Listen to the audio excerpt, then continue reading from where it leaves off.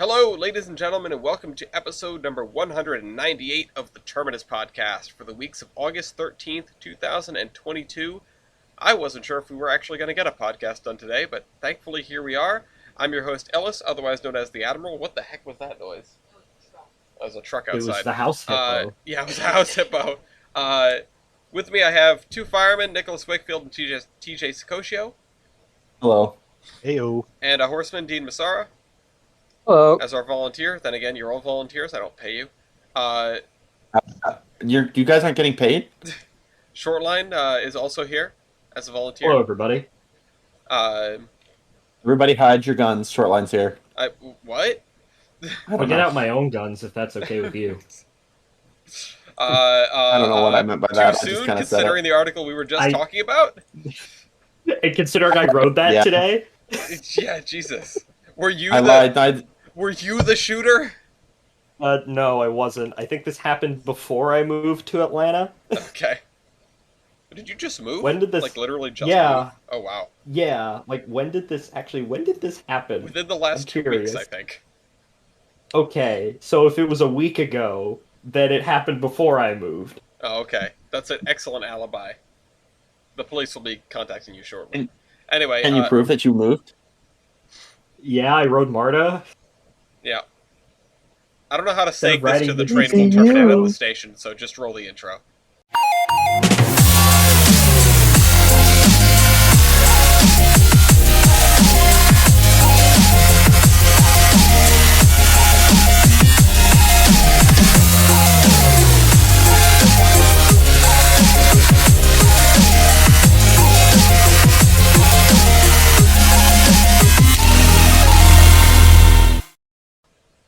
Where are we, O'Gillies?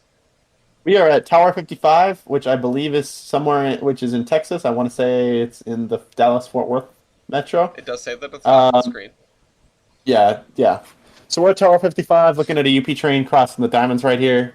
It is in Fort Worth, Texas. I don't know it's on two different subdivisions. There's trains. I don't know. I just kind of picked one that we hadn't been to in a while, so we're here. It's still daytime, which is nice. Not for long. Not for long, but it is now. There's some evergreen containers. Are they going to get stuck? There's a wedge. They're going to get wedged. Actually, we... not this week, but we did have a wedge last week with the NS train all sideways. But we did have 3 accidents that came up on the class of mental responsibility between the last episode and this episode. The first 2 of which, happened on the same day, on August 3rd. There was a BNSF train that derailed in East Galesburg, and then a KCS train that hit a car. So there goes KCS off the mantle again. Meanwhile, Canadian Pacific, which is almost always a mantle contender, derailed their own office car special on the 10th. So, congratulations, Canadian Pacific. The mantle will now fall to, wait for it, Csx Transportation. Oh, wow. Yeah. Surprise. Mantle falls to Kansas City Southern. It's incredible how CSX has sort of gone from zero to hero over the course of us making this podcast. They really got the most character development here. Yeah, from a hot mess to somewhat... A slightly smaller from a hot mess to a hot mess in a different way to... okay. Yeah, arguably the least bad Class 1 that isn't going to be part of the CPKC merger. Yes. So, congratulations, CSX. Well, You're I actually cool. also have a CSX story. Oh, God. That might throw a work into that. What is... Go on. Well, do I have to say it now, or do I, I mean, we're on our local service, and it's something that you have to share that isn't an article. So about a week ago, I moved from the hell that is Virginia, specifically Northern Virginia, to another hell, otherwise known as Atlanta, Georgia. And I live near technically it's owned by the state of Georgia, but CSX leases at the Western and Atlantic. And the Western and Atlantic, it's double-tracked, right? So I was driving, and there was allegedly, I was driving into town, and, in order to get to where I needed to go, I had to parallel the tracks for a while. And I was driving one morning and I saw that there was a northbound empty auto rack train parked on the double track. And I'm like, okay, you know, that's pretty usual that probably, the crew hit their 12 hours. And then I come back later that day and it's still there. And I'm like, okay, I know there's some crew shortages going on, of course. So it probably takes a little bit longer. And then I come back 2 days later and it's still there. Still there, yeah. Yeah, that sounds about right. And then, well, I go out, I walk around town and whatnot, go to a museum.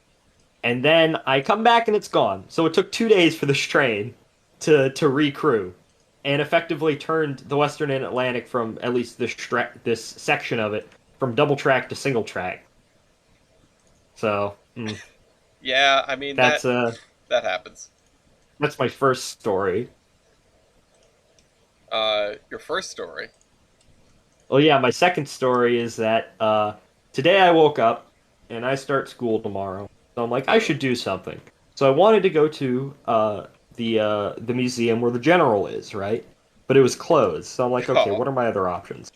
So I decided I was going to ride Marta, right? And so I rode Marta. And actually, a few weeks ago, I don't know why I'm laughing, there was a shooting on Marta. We can't bring up the article because the Atlanta newspaper it's behind a login wall. But I rode, and it was I give Marta a solid 6 out of 10. I had to change trains at least once because apparently, I assume also due to crew shortages, red line trains get to Lindbergh Square, and then you have to transfer to yellow line trains if you want to go all the way to the airport, which I was doing. So I guess I did that on the way there and on the way back. I stayed at the airport for like 10 minutes. Went to the bathroom, looked at some of the plane displays they have there, rode back. There was this guy blasting annoying rap music on the way back. Nice, classy. And then I came back, and now I'm here. I guess I was gonna record a KSP video, but then this came up, so that's my thing today. I also went to the train store. Like, Ellis is flattered to have you. Are you? Is your wallet lighter? Yeah, slightly. All I bought was 2 stretches of track so I can put on my workbench. Gotcha. That's all I bought. But yeah. I spent less than $20 at a train store. That's an achievement, man. Impossible. Yeah. I mean, I was given a bunch of like O-gauge track from TJ, and I just am sort of waiting for an excuse to set up trains in the house again. It has to be long enough that it has to be long enough from last time that Gloria will overlook that it led to grievous injury previously. What did it do last time? I can't remember. Gloria twisted their ankle on it and was in a boot, okay, listen, and then a cast, and then a boot, and then a what? Don't talk about my. So you're telling me you abused your girlfriend? Yes. Well, it wasn't my fault. It was your fault. No, it was not. It was your fault. Wanted the track around the house. It is your fault. I mean, it's not my fault that you tripped and twisted your ankle because you didn't want to step on the track. I told you that you could. It's not like you tripped on the track. You tripped avoiding it. Yeah, see, exactly. So you logic. But anyway, I have good news. Does everyone want some good follow-up news from last time?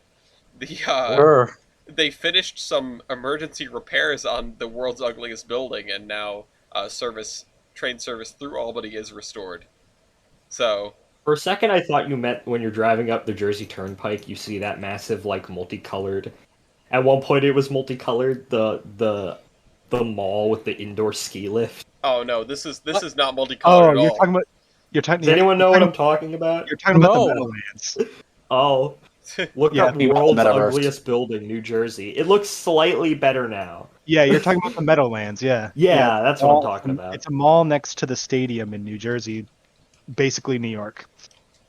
Well, New Jersey is just budget New York. In the I still quote it to this day, but the best thing Ellis has ever said is New Jersey. You have to go through us to get somewhere better. I still quote that to this day. I find it so funny the stuff that people pick out that I've said on, in the years of having a YouTube channel, like what sticks in people's minds versus, the jokes that I'm trying to make. But yeah, I mean, I'll take credit for that. I don't even remember saying it, but I don't think it's inaccurate. Oh, You have to pay to leave New Jersey. There's got to be a reason for that. But yeah, New hold Jersey, on. Let me see. America's armpit. America's armpit. New Jersey has. I don't know. Yeah, Do I like any New Jersey railroads? The Central Railroad to New Jersey is weird. Bruce Well, I mean, they Springsteen's do have- from there. Yeah. They do have a couple steam locomotives though. Yeah. Steam I locomotives do they mean, have? Black River. Yeah, they have the Black River Western. Yep. Stuff. At Vert. Somewhere right now, Vert's ear is just perked up.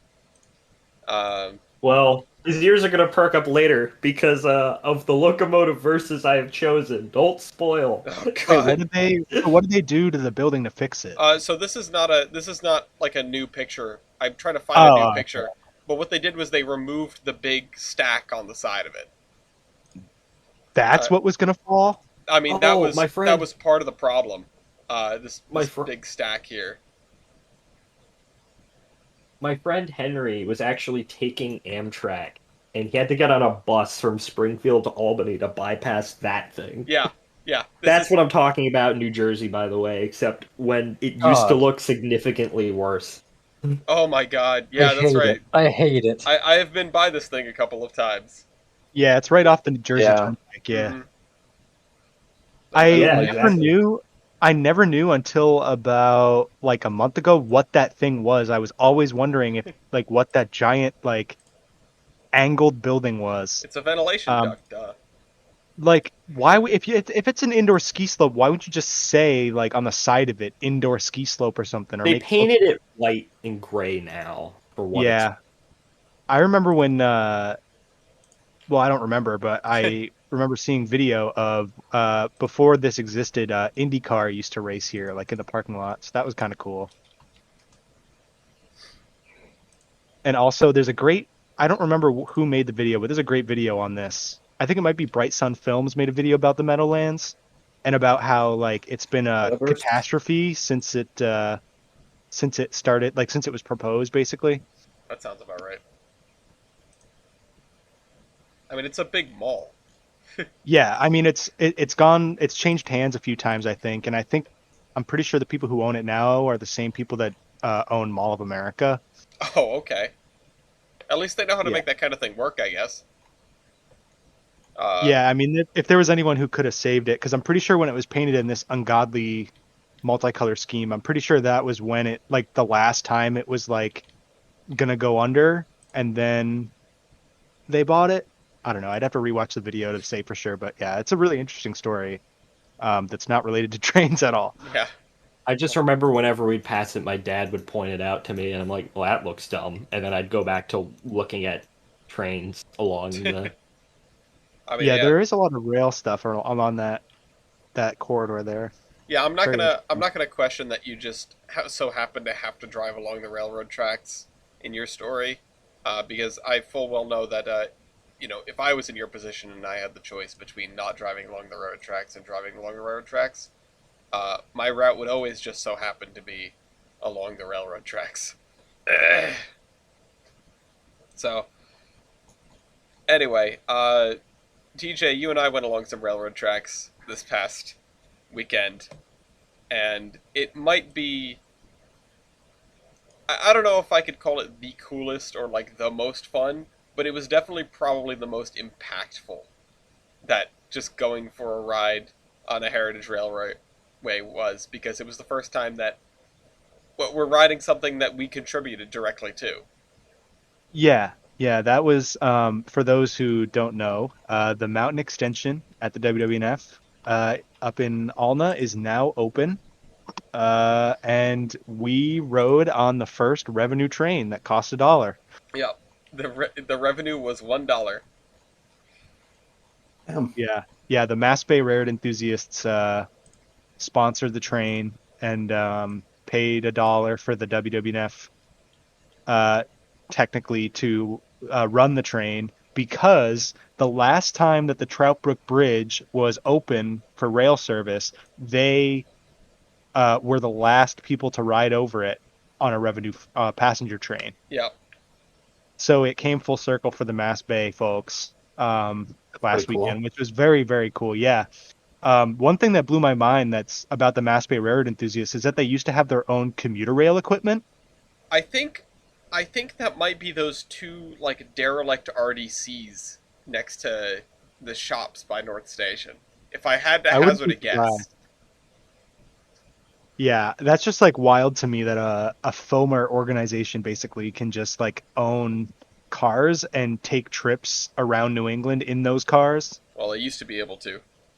Yeah, used to. Yeah, they don't do that anymore. I wish. That'd be incredible. I'd become a member right now. Yeah, well, if they still did that. The insurance is just too damn much. I actually, was talking with a friend of ours about their aspirations to do, something similar. And it's just like, oh yeah, no, Union Pacific was like surprisingly receptive. I just had to pay the insurance of a measly like $300 million. Yeah. Thanks, It's Ross like, Roland. Oh, okay. Yeah, thanks, Ross Roland. You're joking. That's I'm not why. even joking. No, I know you're not. It's like, oh, okay. Yeah, I know. You can just trace it. I mean, you can, again, talking about CSX's journey from zero to hero, it's like, yeah, they hated excursions because of this one man. It's not that they hated excursions, it's that they hated Ross Roland specifically, but he was the only one willing to do excursions. Also, CSX was like, yeah, we can do excursions, you just have to paint CSX on the tender, and no one was willing to do that. Yeah. Meanwhile, what is it, 2716 painting their, like, boxcar-esque logo on the tender, which I thought was fantastic for when CSX moved. That looked beautiful. Yeah. I liked it so much. I've talked about this on the show before. It was very charming. Have you? Based. Yeah, it's very charming, is right. I haven't heard more about it since, because I was just thinking about the Big E, because that's when you and I met in person for the first time. And so far, the only time. So far, the only time. Hopefully, just the first.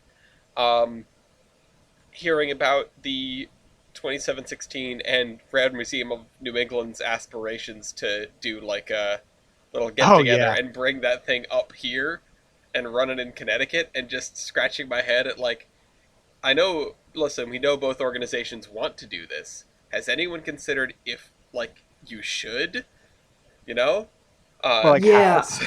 I was talking to one Mr. Ryan Loebner. Oh, hey, charming we know him. Man. The man who corrupted my vocabulary over the last 5 years. Thanks, Ellis. I can actually blame you for this. You're welcome. Yeah, you did that to It's me okay, too, Ross. Ryan. You're great. I love you. But we were having a conversation with another friend of mine, and it was like, Ryan was like, you know why they're doing this, right? He's like, money. They're doing this because they can get all of the foamers. And then my other friend was like, well, if they want money, why don't they just go to Strasbourg? Yeah. Which means... Yeah, that's true, but also, wait, is Connecticut New England? Yes. Yes. Debatably, but yes. It Yeah, depends on I what wouldn't. part of Connecticut. I wouldn't say that it's New England, but formally, yeah. Excuse me, I was going to say formerly. We It is kicked it out. New England. And Yeah. I think the real money would be, hey, this is the only mainline steam excursion in New England for however many years. Yep. Like, if they get into Connecticut, they will be the only people doing steam on some sort of mainline in New England, which I think would be huge. Well, in fairness, they'd really just be running it on the Naugatuck area, their trackage there. I wouldn't really call it mainline. yeah, but I mean, how are they going to get it there? That's Just, true. like, I mean, it's Just roll it under like dead weight, maybe. yeah, it's probably CSX would drop it off, considering they just bought they own half of New England now. Yeah. But I mean, getting it there and running it it's just good luck to them in like 5 years when they actually have the means to do such a thing. Why don't they send up the what's it called?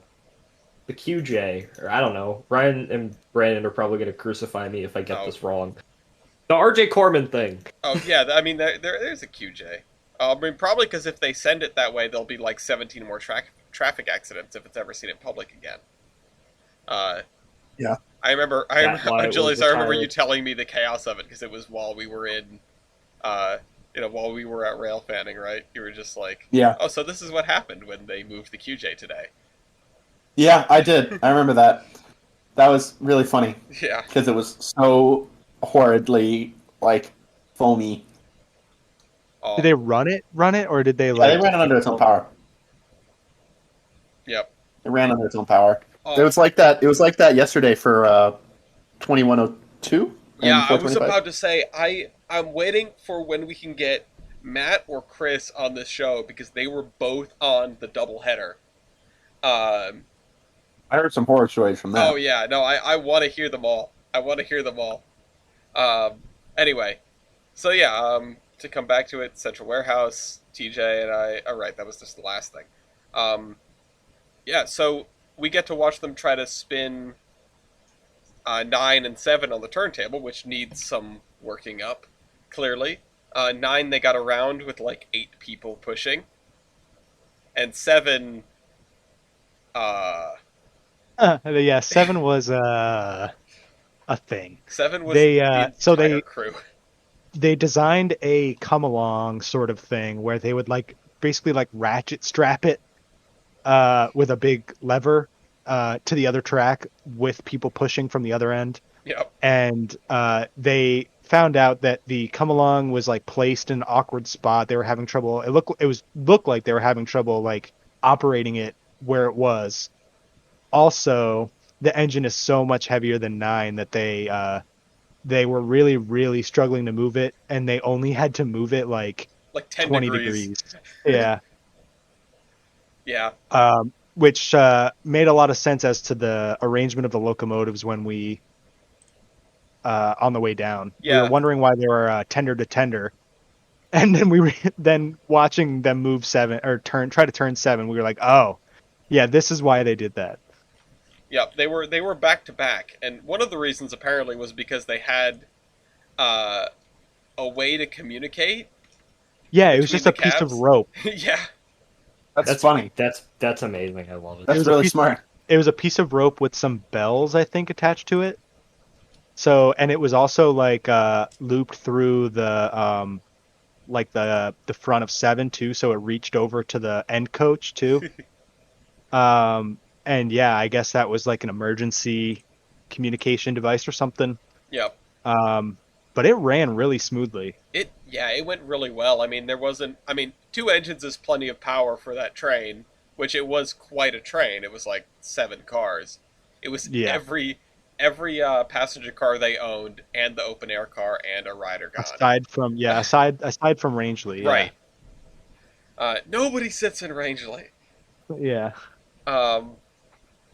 I've been telling everyone the story about sitting in the Gone after going through the kerfuffle with who's allowed to sit where, and look at the sign, and it's people in 1913 sitting in the same Gone with umbrellas, and we notice there's umbrellas everywhere, because they bought like a dozen umbrellas to put in the gondola so that people could have shade. Yeah, because the sun was beating down. Oh yeah. Was it hot? Oh yeah. Oh yeah. It was. But the umbrellas did work. Oh yeah, the umbrellas were great, not only for sun protection but also just cinder protection. Yeah. I sat there for like 5 minutes without the umbrella, and I went, I'm the human ash pan, and then I put the umbrella back up. So it was absolutely stellar. I don't think we can say enough about this event. The speeches, the people. Yeah, there was a great it was very celebratory, which understandably so. But I wasn't expecting that much pomp and circumstance. Yeah. They had an end plate for the train made up. Oh yeah, they did. Grand opening of the mountain extension. They got to the top of mountain and they did a flag pulling ceremony where they over dramatically. The foreman asked the track supervisor if he could remove the flag for operation, stuff like that. Yep. It was very You overly dramatic. How do you overly dramatize that? It was Well, just very formal. because they stood, because usually like you would just walk up to the guy and go, "Hey, can I do this?" And then he goes, "Yeah," and then you do it. But they were going, "Mr. Foreman, do I have permission to," like that sort of thing. Because they were doing it for a crowd of people, so. It was pretty fantastic. Honestly, the speeches that were given at Ulna might be the speeches that I've cared about the most in my life up to this point. Like, yeah, we were talking about that on the way back up the mountain with Yeah. a couple of the people in the gondola. That I remember the speech I cared more about and was listening more in tune about these speeches than I was at my own college graduation yeah, a couple months ago. I was just like, I was oh, like, I yeah, can't even. this is great. Can I get out of here now? Like, it's drizzling, and here it was like I'm sitting under this beautiful, whatever you want to call it. What the hell would The you event call that pavilion? structure? It's a pavilion, Pavilion, I believe. I there think you that's what they call it. I've got cake, I've got watermelon, I've got lemonade, and these people are giving these awesome speeches about how most people could never have foreseen that they would come this far, and it's a great partnership with the Trout Brook Preserve, and it was a wonderful, wonderful day despite the heat. Yeah, even the one of the representatives of Alna, I think, or like the town. Yeah, like I don't know the what their number one political selectman, system is. the But, first selectman. oh, that's what it is. They're selectmen. Yeah, yeah. He even came and gave a little speech about how much the town of Alna appreciates the WWNF, and That's so about how cool. much Only they thing to do in Alna. Yeah, I mean that's partly why he was like, The yeah, only thank thing you that brings guys. people to Alna. Yeah, exactly. Like Alna wouldn't really be. I mean, to be Alna honest, Alna wouldn't wouldn't really be on the exist. map. It would exist, and the small amount of people that live in Alna would love Alna, but it would not get the traffic that it does with the 2-foot. Yeah, I mean, because they have a lot of pride in that town, which is really awesome. I mean, It is I'm great. pretty sure most small towns do, but they have a whole festival called Alna Days every year, and it's just like a big community festival, and obviously the WWNF attends it too, but. Alna Yeah, Days. it's awesome. The sense of community in that area is really second to none. That's good. Yeah, absolutely, absolutely wonderful. Yeah, the one thing I'm wondering is how the hell did the BNSR turn their shit? They had to have had cheater poles or something. I mean, back in the day, part because of it, they had a heavier engine than 7 to turn on that thing. part of it has to be Yeah. the turntable is brand new, it needs to be worked in, and that's what they even said. It's like, oh, we got to work some kinks out of this turntable. Yeah. So, they were even fiddling with it between turning 9 and turning 7. That was one of the most interesting wrenches I'd ever seen. Oh my god, yeah.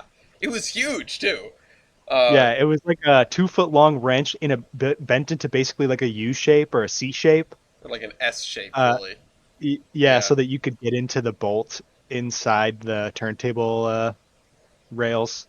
And did you notice that they could only turn it in one direction?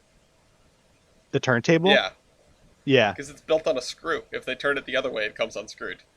Yeah, It's amazing. hilarious. This is what the 2-foot gauge railroads came up with. And the pit is not really a pit. It's just the ground that they built up. Yeah, they built up. And just laughing about the engineer or fireman or whoever on number 9 that was like, this is really high. Yeah, right. It's 5 feet off the ground from the cab deck. Wasn't that that was the guy that we bottom of met? the pit. I don't remember his name. Was his name Bryce? Maybe, I don't know. Something like that. Sorry. You know what? I know he listens to this, Darkside. so I'm Yeah. sorry, man. I can't remember your name, but I'll see you next time. But you're awesome. Yeah, And for the record, it was not that high. you could have jumped. You could have jumped. Yeah, Listen, weren't they if you're like, short, it's high. weren't they like, are you gonna come down here and help us turn it? He was like, no. Yeah, yeah. They were like, they were joking that like they were like, what are the? They're like, you guys got to get out. You guys are adding extra weight. We can't turn this Yeah, damn that's right. That's what it was. thing. Every pound counts. Oh man. Like you're in an airplane, Yeah, like I a felt bad for small the. airplane. I felt bad for the kid who had to lean against the cylinder of 7 to try and Yeah. push it. Hey, stick your head in here next to the cylinder and push as hard as you can. Yeah. Oh man. Anyway, all right. We need to Todd speed Lever. run the rest of this section, which Dean, I don't know if that counts. So, Achilles. Yeah. What are you doing? You were working on your modules today, right? I had some buddies over. We worked on my modules. We ripped up track on one track, the outermost track.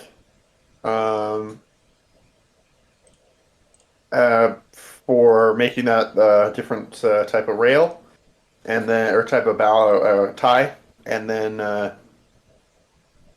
we're just gonna probably take the track up after the podcast, and we're gonna get these done soon. These are two of my NMRA modules. I took the backdrop off on one, and I also went to These are HO scale.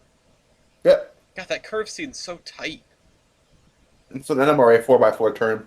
Yeah. Yeah, I was gonna say that looks like a module. I know it's like I know it's legit because the NMRA is the NMRA, but it's like, man, it just looks so tight from this angle.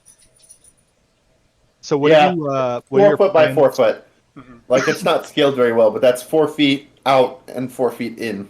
Mhm. 4 feet left and 4 feet in, or whatever, however you want to think about it. It's So 4 what by are 4. you?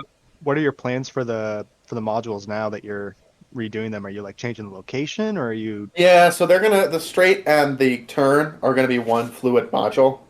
Originally the backdrop was permanently on the straight, but I took that off and I'm gonna do a mounted one now. And Oh, so you can change it around like for different shows and stuff. that's so I can change it around so it comes off and I can make Okay. these two all one fluid kind of double module where they're two for transport, but I put them together so they're one scene. You'll notice the concrete tie track over there. Nobody has any modern modules. They're all 80s is probably the most modern you've got. Hmm. And so I was going to go with a modern module just to kind of fill that void. And that's going to be the outer track. Because I wanted to make the 3-track main look convincing, and the only real way to do that, at least locally, is by adding a front runner track and then the 2 freight tracks on the inside. So that's that. I also had a train show this weekend. I bought some stuff, bought Kevon some stuff, Of course. and pretty good. Had fun. Got yelled at by old guys who want me to run 8-car trains, and I said no. 8-car trains? Yeah, Why? because they want more people to run. So by running shorter trains, you can squeeze more people in. Oh, okay. That makes Yes. I But- feel like I've had this problem in Transport Fever before. I was gonna say, I hope you're not gonna say it the Big E because there's nobody else operating on that module. Yeah, no. Usually at the Big E, it's like there are 2 trains and they are 120 cars long apiece. I mean, at the automatic module, it was like, what was it, like 4-car trains? Oh yeah, on that's that right. At layout? the PN module, yeah, there are 2 4-car trains that go on their own. But I was just thinking like average Big E setup. Yeah, especially the N scalers. They really run some long stuff. Yeah, And I'm fine with running long stuff. I run long stuff. My manifest is probably 40 cars. yeah. I mean, like 45 why? cars. Like, but people don't like just want to see short trains. Like people want to see long ass trains. Kids love that shit. People want to see short trains you can model though. That is true. Yeah, they can't model long trains. Yeah, because I sure can't because that's a lot of freaking money. Anyway, all right, we gotta move on. So it's time for Locomotive versus. thank you, and Wood Quarter. Dean, would you like to submit your entry? You are now allowed to speak. What are we Yeah. doing? Oh yeah. So do you want to do Mississippi or I'm should doing. I? I'm doing Mississippi. Oh God. Damn it! Oh my Oh God. boy, here we go. This is gonna be so bad. MIDI 113? What the heck? Is this like a synthwave 113? Yeah, it's close. It's French. It's Also nice. Can I have So- photos, please? I'm sure there's like one. Yeah, hold on. I mean, I know what Yeah, MIDI dude. 113 looks like. So it's going to be house music 113. Yeah. Thank you. Exactly. Here's a good picture. Mom, I want 113. Do I We have just DM it 113 to at you, home. Alice? Put it in Just the, put it in the in, chat, please. Chat, yeah. Yeah. There's the picture of MIDI 113, Yeah, Late the only locomotive. picture. and there's Why did I decide this was a good idea? This It just Mississippi is. is Go about ahead. to get murdered. Okay, This is and not I fair. typically choose Alabama and Vicksburg stuff, which gets absolutely demolished. Oh my This is gonna God. be funny. This is not fair. No, Why Actually, are you doing this to yourself? we have, This is like- like a stove oven. This is like a steam oven with a piston. Okay. Someone finds. If I find like a Norris 040 or no, something. no. This is. I mean, Too late. fate is sealed. This is literally like a smoker you could buy from Lowe's with a cab on it. This Yeah. is from like 1854. The thing We is, the definitely had smoker bigger has trains than more this in horsepower. 1854. The smoker can pull more. Yeah. Exactly. They just wanted it so they could put their meat at the top and smoke it while they were working. I mean, it is. So they were pulling two cars. Why They does were this pulling say- one passenger car with two people inside and then stalled. Why does this say 1836, 7, and 8? Why does it say that? What? Where? Oh, On the Mississippi. Why does it have that? I I don't know. On my end, it's 1835. When was MIDI whatever? that's 36. On the picture you sent, it says When was 1836. MIDI? Oh, well, that's a 7, and 8. stat.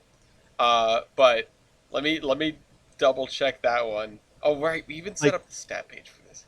Like, are those the years that tender operated or something, or what? I don't know. Oh man, this is going to be cathartic for anyone who hates the Mississippi. I don't like this thing already. I mean, it's kind of like Hate it. it's kind of pissing me off.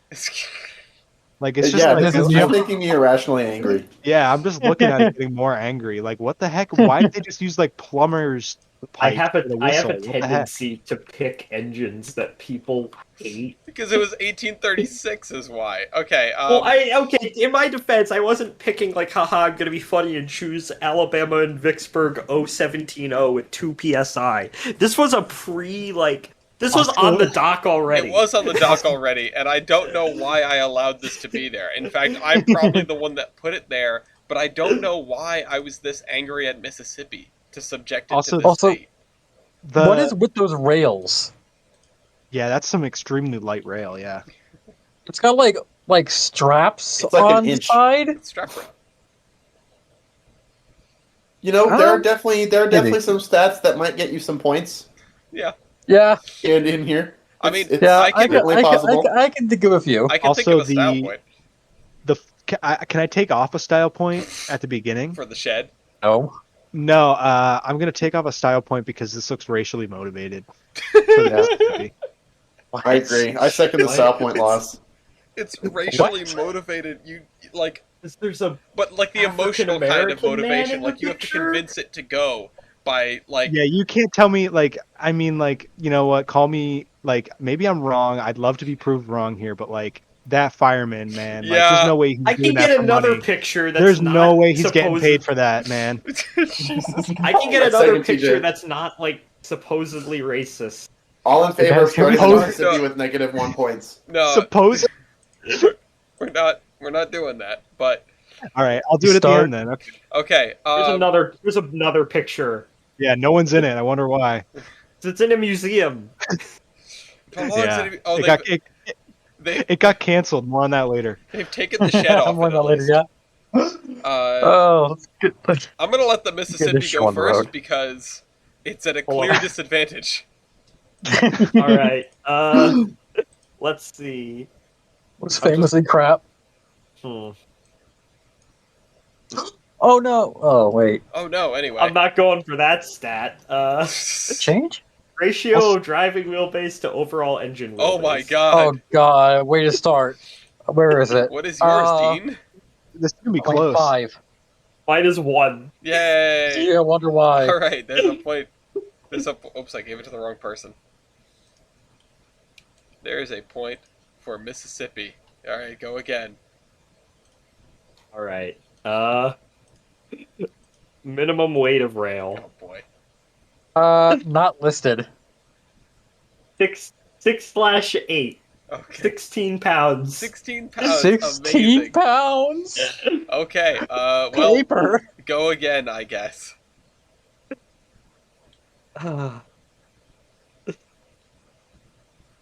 There's like a bunch of stats missing. Holy shit. I wonder why. Oh my god. Engine weight. Engine weight. Why Where is not? that? 67,682 pounds. 19,700 pounds. Hey, Oh, there God. you go. Let's see. Weight on drivers. Weight on drivers. Not listed. What? 19,700 pounds. This isn't good. There are not going to be enough stats that you two share to complete a game. This is going to be terrible. Why are we doing No, this? it's funny. It's hilarious. What are you talking about? Because it's doing us hot points. It's gonna... You just Alright. Full loading. Axle loading? Yeah. Don't have Oh wait, that. never mind. I don't even have a stat for this. Why Why did would I you God call damn it? it. Why would you call that you don't have it? I thought I missaw it. Okay. Well, I mean, you could probably win it anyway. Yeah, definitely. Do we need like an arbiter to come in and choose like the stats that we don't I mean, have? Who you wins? guys, there are not a lot of stats here. Just, like, keep picking things. All right. All right. Let's see. Oh my god. Tubes. Boy. Tubes. 162 1.81. 51-2. 2-inch tubes on the Mississippi. Okay, well there's a point for MIDI 113. Go ahead, Dean. Finally. Okay. Year built. 1835. 1855. Yeah. Did this thing come to the before 1860 Royale? Is that the first place it showed up, or was it in the first 113 MIDI? Royale? Yeah. I think it came to the 113 Royale. Oh god. All right. Thinking emoji. Someone's losing it. I'm not gonna ask that. Driver diameter. Driver diameter. Pull up. I gotta type it in. Gotta type it in. 43, supposedly? 66.1.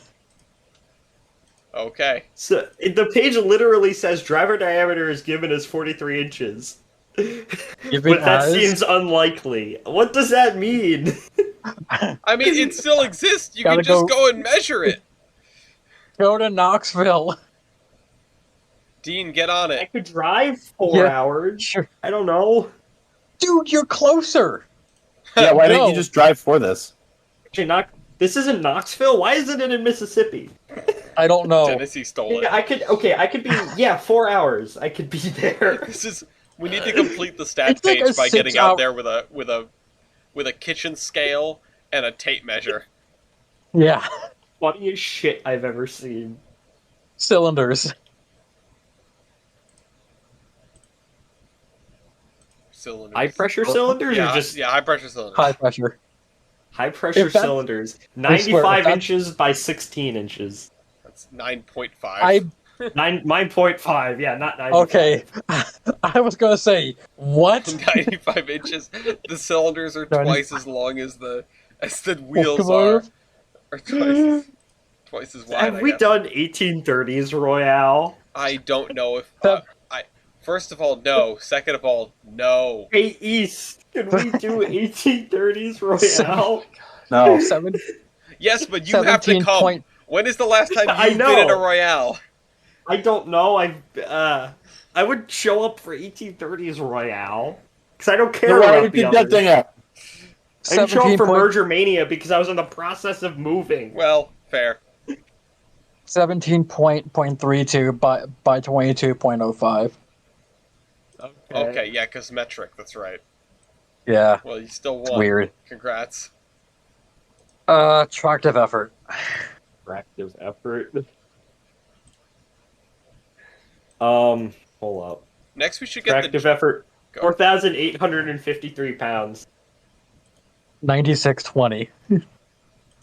Also, I would like to point out is the source gives it as that, but the site literally says, but given the year in which the Mississippi was built, this seems high. This seems high. Yeah. Amazing. I like how Steve and Wes are just out here expressing their doubts about this locomotive. Listen, I chose it because it was funny, not because I thought I would win. I like how the boiler doesn't Number even look and like class. it's round. It looks like it's triangular. 1. 36. Every time it blows my mind there were 36 of these. They Number really built. like these. 1. Yep. Why is that a 36. different? Why are those two different I stats? take it up with Steve and Wes. Yeah, take us Stephen West. This might. Do I want to play that? No, I don't. Oh, can you lose don't. anything? I might. Hmm. Is that a will take? I'm not gonna risk it. We did that. Okay. Flew 2 blanks. Blues? Flew tube length. It's underneath. It's two There underneath is not a flues. number. Yeah, it is. What? No, there's flues number nothing. Oh, What? okay. No, I'm looking on your. No, underneath that, not flues. Oh. Flew tube length. Flues 2 blank. Oh, 7.58. God. 13 and 3 That quarters. must be some of the smallest tubes we've ever seen. It's so ostensibly crap. I love it. Okay. Asserting your dominance over the thing that you kidnapped and stuck in your museum like the British. Hey, bring this thing back. This thing needs to go in Jackson. God. Is there a Firebox rare area. museum in Mississippi, like, at all? No, the Rock Island needs to get this. Rock Island. Oh, Yeah, the God. Rock Island is supposed to go up. Yeah, and run it on the main line. There's a Mississippi Coast Model Railroad Museum. There's a Model Railroad Museum in Mississippi. Macomb City Railroad Museum. Nice. Isn't with a Gmo caboose. isn't there a museum near Kaiser somewhere? Because Kaiser's in Mississippi. Okay, there's the Meridian Railroad Museum, which is probably a real thing. Oh yeah, There's there it is. Terry's Train Station, the Old Depot Museum in Vicksburg, which makes sense because that's where this thing was. Lake County Depot, Macomb Railroad Museum, that's where the IC had their shops. There's the one in Gulfport.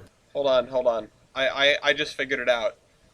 U.S. Sugar needs a shop switcher, right? They do. Oh no. I don't like this. Mississippi, now without slaves. God. It's a sugar plantation. Oh, don't say plantation around the Mississippi. It gets antsy. Get fancy. Send this thing to Stennis. Anyway, do you have another stat? Yes, firebox Ooh. area. Oh God. Firebox area. There is no number. Oh, Oof. Do you have great area? Great area. 6.40. Oof. 12.59. wow, it's double the great. Evaporative heating surface.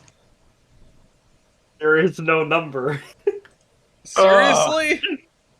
Oh, No, there isn't. So there isn't. there isn't. No, wait, you don't have that. Sorry.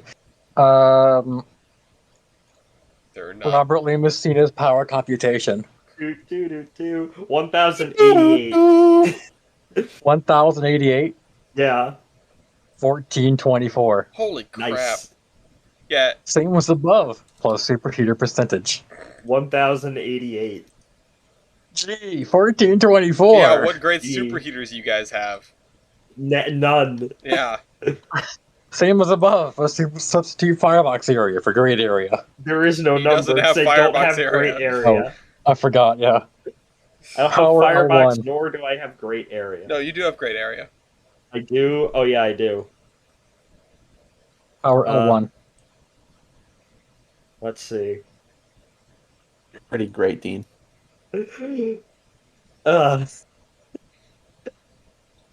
I don't know. Do you not have it? Can I wait? What was the stat? Power L1. Power L1. No, I don't No, have he doesn't power have it. He L1. doesn't even have. He doesn't have evaporative heating surface. He can't do any of the power Oof. counts. I'm gonna go. Why is this up against this? I'm gonna I go don't out on a know. limb. Valve gear. Valve gear. This had custom valve gear. Of It course lists it did. nothing. Listen. It just didn't have Wait, valve what gear. is yours, Dean? Stevenson. Oh, it's not like Gooch or anything weird. Never mind. No. Young valve gear. Yeah. It's a type of valve gear. Don't question. I actually have a new type of valve gear called Tamelio valve gear. Amelio What is valve gear. what it? How does that work, Achilles? Please explain it for us. It's Yeah, it's it doesn't. vertical. It's up and down. It's literally, yeah, it goes side to side. Okay, sure. Yeah. Thank you. Alright, you know what? Screw it. Tender fuel capacity. Tender fuel Is capacity. There's no way he has this. It's I wood. don't. It's wood. You don't? He has. What would it be in cords? Oh, One barrel. I don't know. one barrel. Hold on. We got the other picture here. Don't worry. We can do this. Believe in us, guys. 1, 2, 3, 4, 5, 6, 7, 8, 9, 10, 11, 12, This is 13, gonna be the 14, shortest 15, 16, podcast 17, ever. 18, 19, 20. This is going to be the most All right, it's chaotic. 23 logs. What do you have, Dean? 2.9 tons Oh, of he's coal. got more. He's got his number's bigger. It's a bigger number. God. Okay. He's got more wood than Wait. you. All right. Local base ID. That's Oh no! okay, sure. We'll just proceed like this. 15,574. 1018. What? Yeah. For all the misgivings that Steve and Wes apparently have about this locomotive, they put it in almost in the first 1,000 entries in the loco base, which is just insane. What is All right. local base number 1? The Mikado. It's I'm pretty sure. Yeah, it's an Akron Canton. Isn't it like an Youngstown all? That's really weird. Yeah. Out of all railroads, the Akron Canton and Youngstown. Well, see, it's because it starts with the letter A. Okay, that makes sense. The first, All right. The first bunch of engines are Mikados in alphabetical order. All right, overall wheelbase. Oh wait, never mind. You're a tank engine. Shit. Oh. Well, Mine is 15.42. what? Oh wait, no, that's Wait, overall wait. wheelbase, engine and tender, 15.42 feet. 31.23. Wow. I am longer than he am by like double. Yeah. Longer well, by. Oh my god. Total engine and tender weight. Oh god, where is it? 109,349 pounds. 26,700 pounds. Good lord.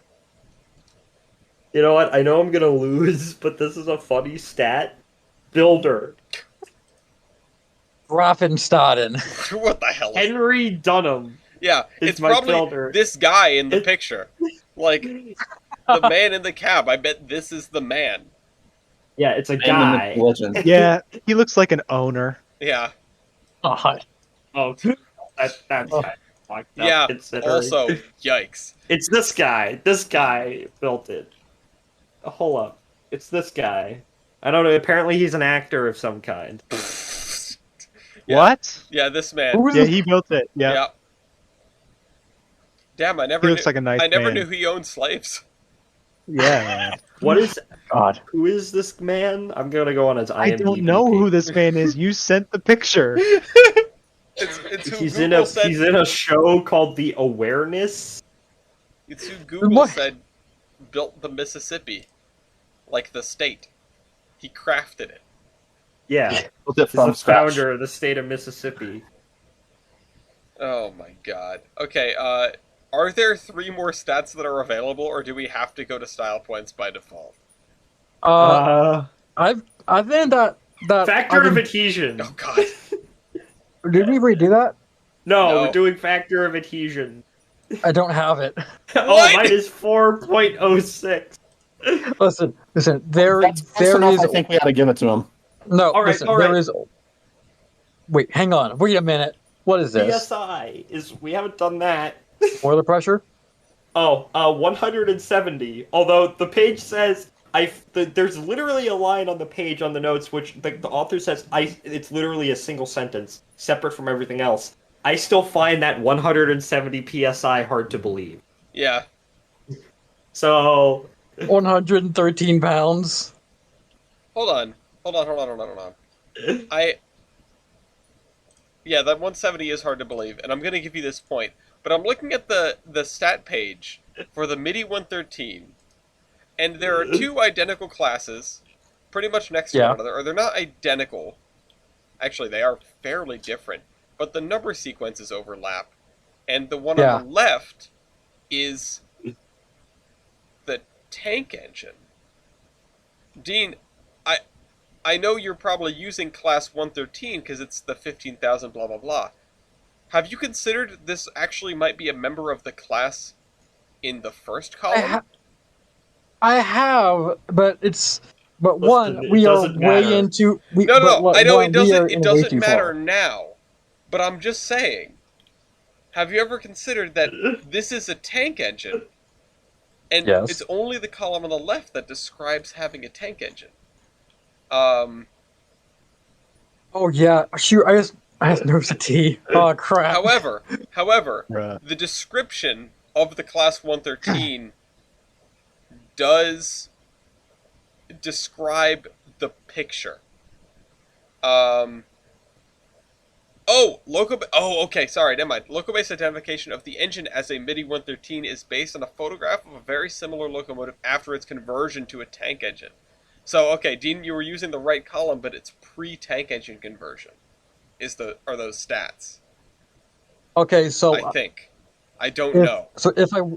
if I want to use that locomotive, then just go to the 101 class. No, I mean, Is- no, because they're not. I don't know enough about this I mean- to say, because it's the second column that's described as, referencing this photograph, but the first column is the tank engine, but the first column is a similar but not identical number sequence. It's actually a broader number sequence of older locomotives, so I don't know. I would have to contact Stephen West, and I would probably get a resounding shrug, because they entered these things in the Locobase forever ago, and I don't expect them to have encyclopedic knowledge of all 16,000 locomotives in this database. So, You don't? point is... Especially not this one. Yeah, point is, the MIDI 113 continues to be an enigma, which really shouldn't surprise anybody. Are there any other stats? Boiler. Oh wait, no, I already went boiler pressure. We did that. Gauge, is that Your a alleged thing? boiler pressure. Alright, we're Gauge- going to style Gauge is not a points. stat. All right, I was the first locomotive in Mississippi. Yeah, that's fair. Based. Uh, Minus a point for racially motivated firemen. Yeah, seconded. we're not Sat we're cap. not doing that. We're not doing that because theoretically any locomotive, like could be Then every crewed by locomotive slaves. have a- Every Is that what you locomotive were in gonna the say? South, every locomotive in the South before 1865, every locomotive in like communist Russia. Yeah, these Yeah. gulag prisoners. But also, I've never seen a photo explicitly showing me that though. You've never seen a photo of an African American fireman? What? Not from 1836, 7, and 8. in That's fairness, not a photo 7 from and 8. 1830. When is this photo from? In I have fairness, no idea. 7 and 8. it took, And also not on the Mississippi. damn, that's a long exposure. Yeah. They got them to stand there for 3 years. Look at him. He's like he's like not animated, the fireman. Yeah. He's just like doing the anatomy pose. Yeah, The anatomy it would pose. be better if he was T-posing, honestly. Yeah. Yes. But Yes. in the South at this time, black Thing men is, were we don't forbidden know when from this T-posing. picture was taken. That's the thing. It could be taken for 1865. It couldn't. The locomotive still exists. Well, It doesn't say how long it lasted in service, though. the so. fact that there is a photograph taken sort of indicates it's a little bit later. It Okay, but- operated from 1837 to 1840. It was sold to the Grand. Okay. Actually, in 1899, the engine was donated to the Illinois Central and ran at the Chicago's Columbian Fair Exposition in 1893. It was also so. This picture is probably. It looks a little bit early to be from It's that not fair, in but Chicago. it might be. It is. It's on the the way. His Chicago- picture looks So to be. there's a style point for the fact that it was a exhibition engine, Yeah. and this photo is probably from 1891. This photo is from 1891, you think? Yes, because think about Where's it. the It where's the operated fair in behind service. it though? It operated in service from April 1837 until May 1840. Yeah, there's no Yeah. way it got a picture taken of it during that time. Yeah, so no, TJ, this would have been 2 years before the fair. Ah, I see. This Uh, looks to be a wet plate photograph, so it could be pretty early that's fair.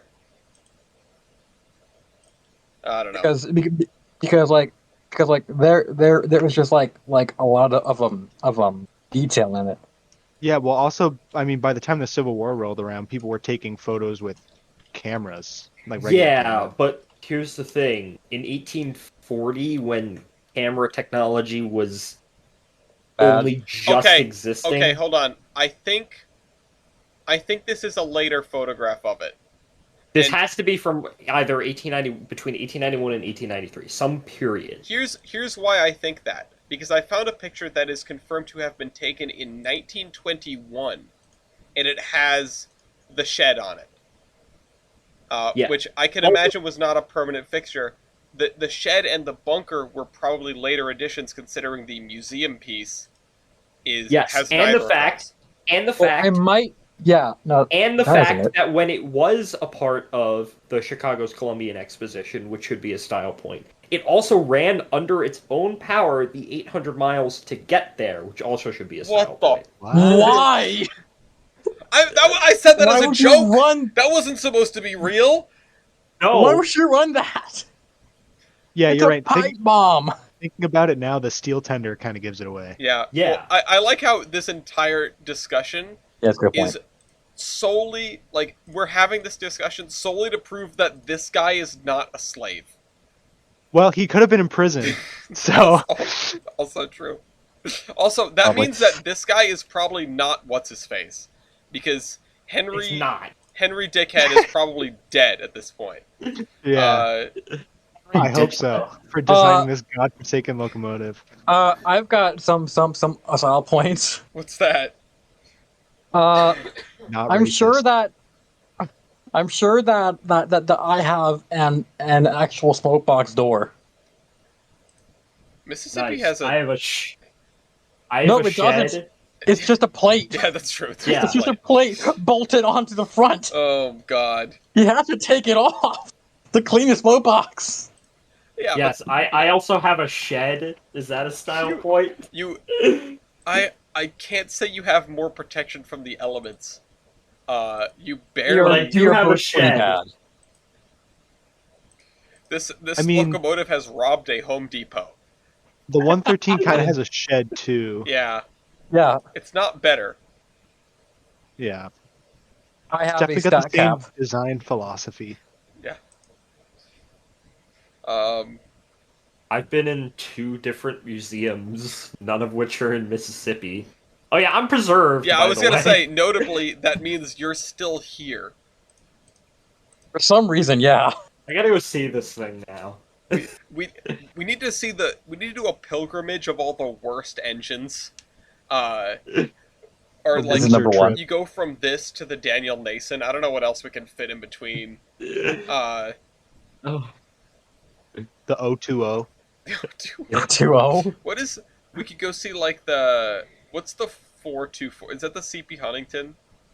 Wait, hang on. How yeah, do that's you what the actuate B&O, the isn't cylinder cocks? You don't. It's from 1835. No, it No, like- definitely has actuatable I can see- cylinder cocks. Were Look, those an look, were I those can- an addition though to like get? Oh no, it does in the museum piece too. It looks like. I can see that it's got like linkages to the cylinder cock.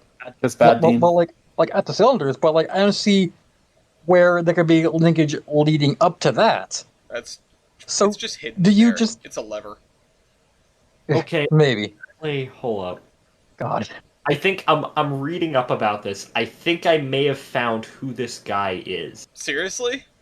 That is James A. Hoskins, who is the owner of the short line that had it when it was donated to the Illinois Central. And in fact, he was the one who ran it the 800 miles from Oh the my vehicle God. shops in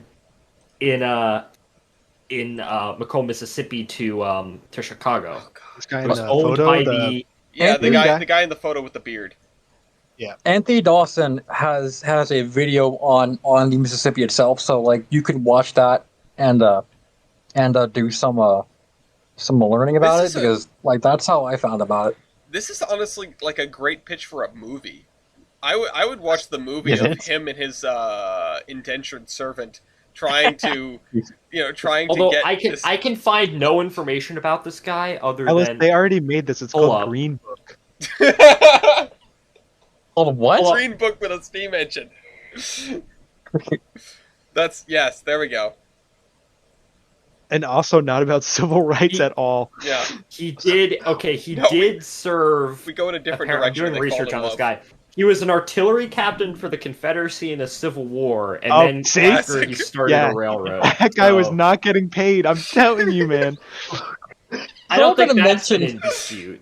Is no one going to mention the like rod going up to the whistle? It's just Oh yeah, like a solid 8 foot of pipe the whistle's to up the there. whistle. Yeah, Yeah. this is That's the Home worst. Depot special. The Home Depot. Home Depot All right. Anyway, I'm special. gonna call it here. Wait, Uh, wait, I have a stat cap. Shut up. He has a spark arrestor, or whatever this is.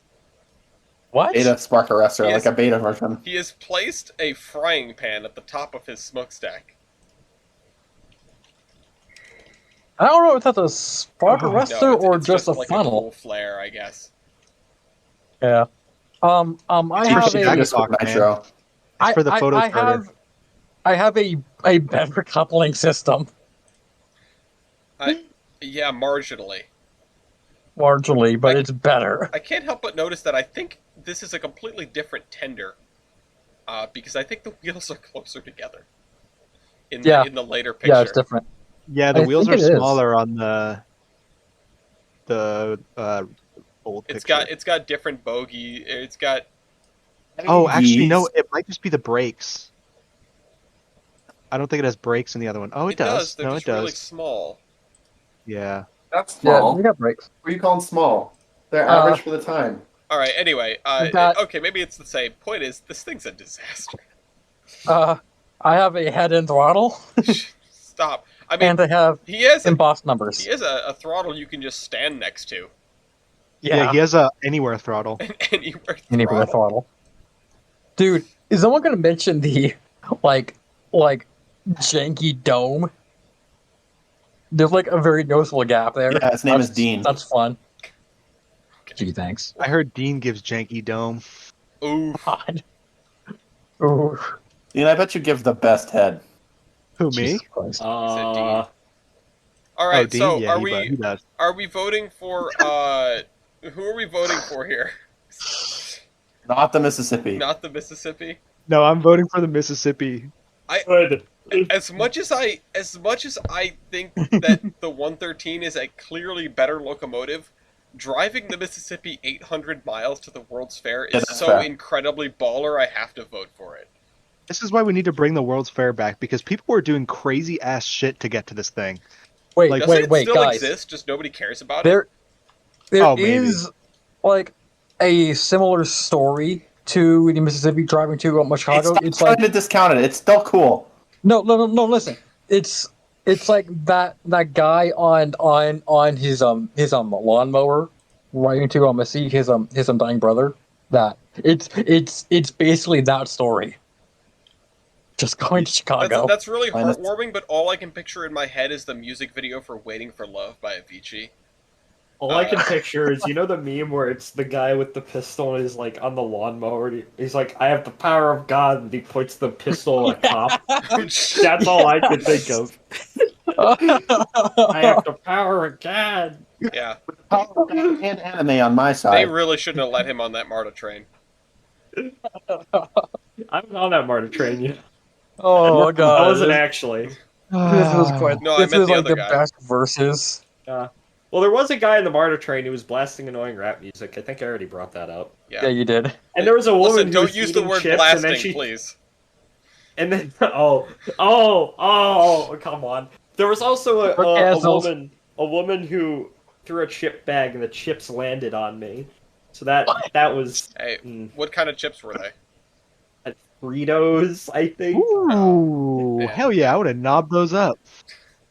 They're like, MARTA thanks for the- Fritos. I'm not Thanks eating for the those. free food, man. Yeah, Off put of the a free in nasty Fritos. Fritos. All right, anyway. God. What was the final score for that? It Not was that like 10 I know to I 15. lost. Bad to worse. It was not as bad as it should have been because you were missing so many stats. 170 somehow. It should have been like 20 to 5. Anyway, You're 25, Ellis? what? How old are you, Ellis? I'd rather How old not are you talk these about days? it. I'm old, okay? And when you get Race old, you 25, get I decrepit, don't know. and when you get decrepit, you fall apart. Not unlike the MBTA, TJ. Could you tell us about Welcome. this Oh, good one. ongoing disaster? Thank you. Yeah. Well, it's getting ugly, folks. It's getting worse. Charlie Baker wants to shut down the MBTA for 30 days, or he wanted to. Just the orange line.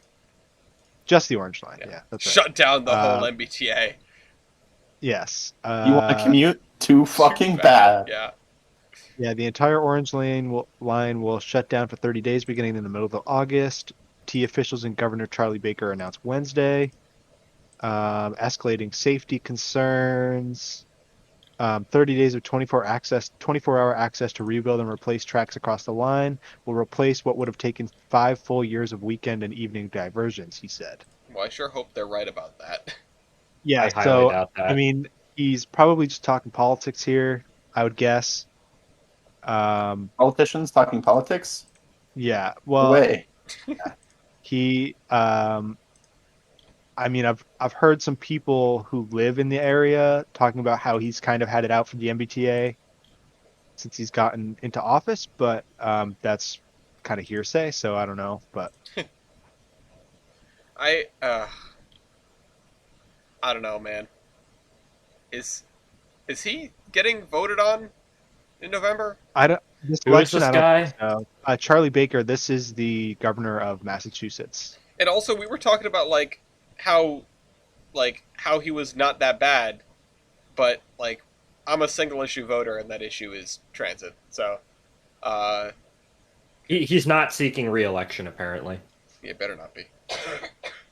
I He's going down, know- and he's taking the MBTA with him.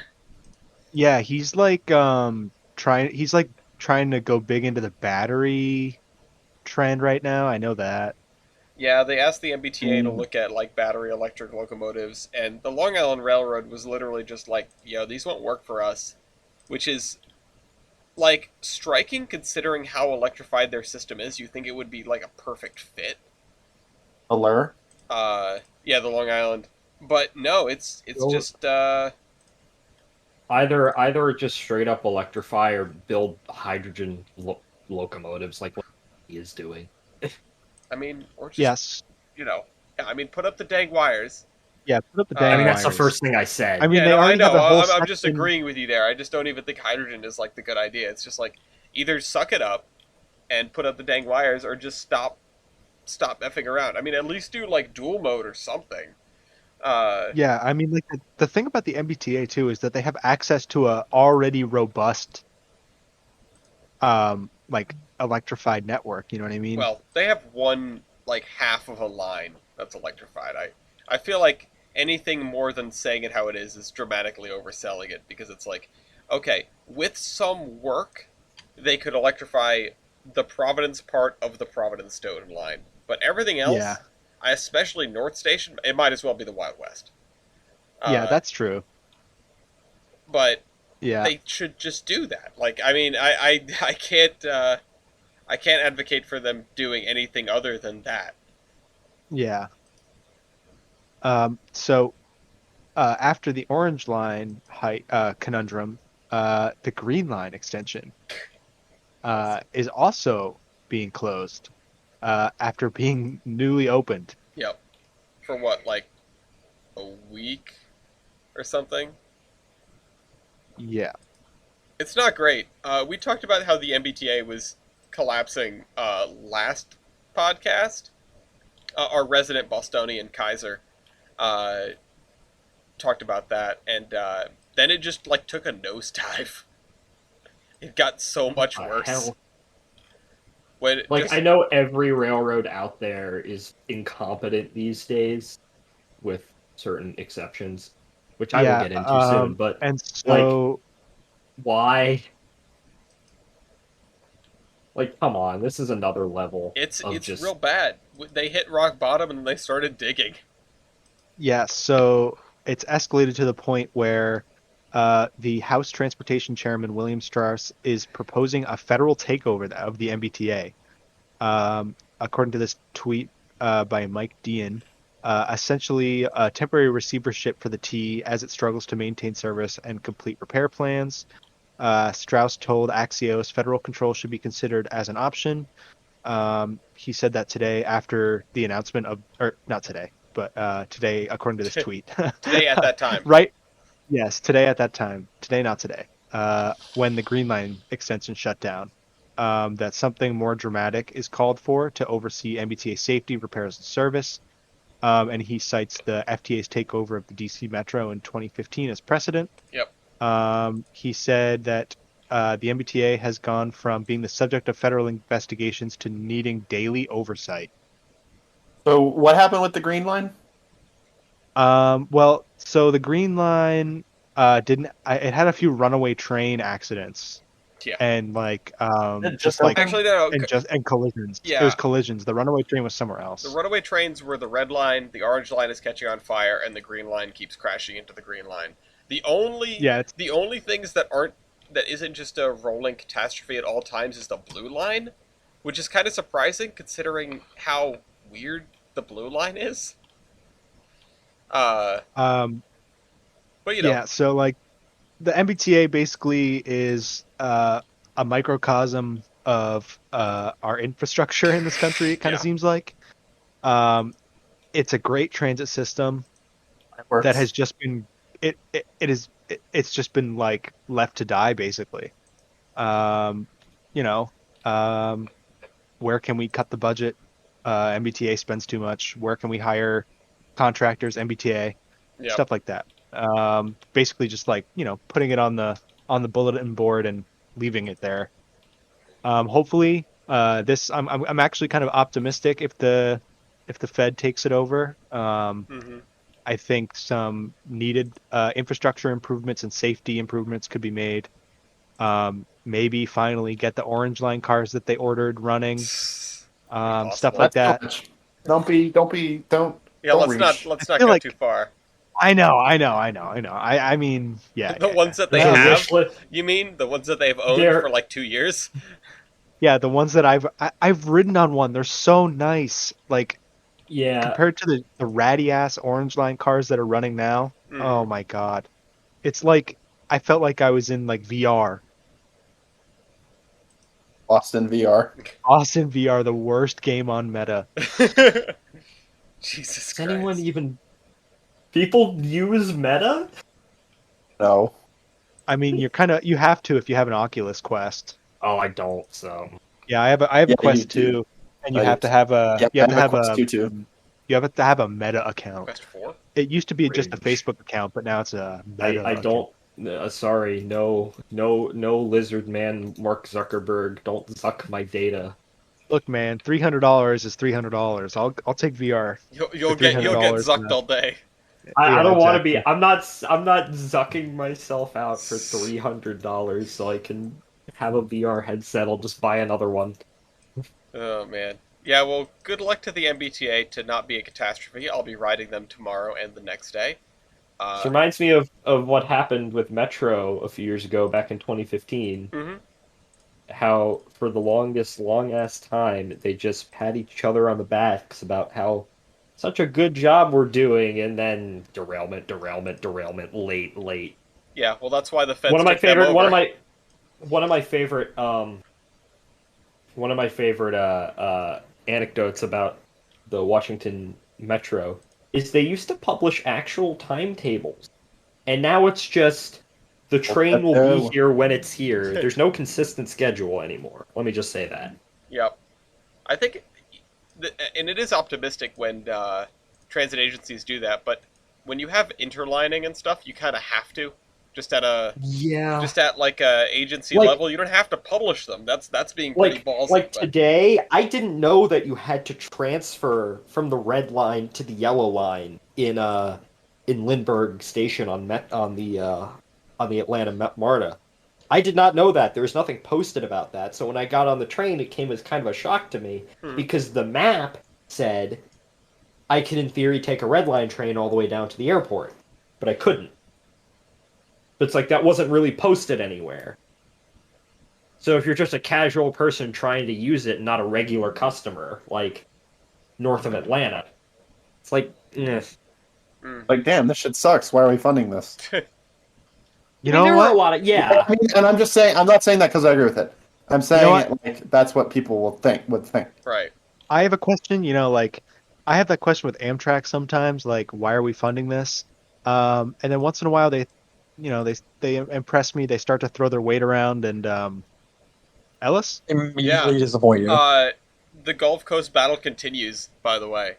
Once again, returning to a previous topic, the Southern Rail Commission is sort of putting out... there's a list of things that need to get done, but mainly the Class 1s are still fighting back. The STB on April 1st denied the Railroad Port motion for mediation. The agency explained that it favors the resolution of disputes through mediation in lieu of formal board proceedings whenever possible. Noted that it may order the parties to a proceeding to engage in board-sponsored mediation at the written request of one or more parties or by its own order. However, the board may deny mediation where one or more parties to the underlying dispute do not consent to mediation. Yeah, this... Oh, man. It's a little bit... it's a little bit messy, but... Just a tad. The STP has, basically said, no, we're not going to do mediation because people were against it previously. Basically, CSX, NS, and the port are pushing for this. Amtrak in the past has said, we don't need mediation. We don't need the STB to figure this out because, as mentioned in other articles, they have concluded time and time again that there's not going to be any problems here. You guys can suck it up and deal with 2 trains a day. Yeah, what do you think? Amtrak's gonna run like a frequent impromptu service? Come on, guys, just like let them do their thing, let them pedal along, Yeah, give but them the Lakeshore Limited treatment, let them sit on all the sidings. Amtrak says the additional analysis shows its proposed Gulf Coast passenger service will cause no unreasonable impairment on the proposed route between New Orleans and Mobile. Now, for those that are just coming in, you may recall that Amtrak previously set up a webcam and pointed it at these particular tracks and recorded all of the no trains going by, which was pretty baller of them. It's And pretty funny. yeah, CSX Certified gamer moment. CSX and NS sort of put out a table on impacts that cause unreasonable impairment and must be mitigated. So,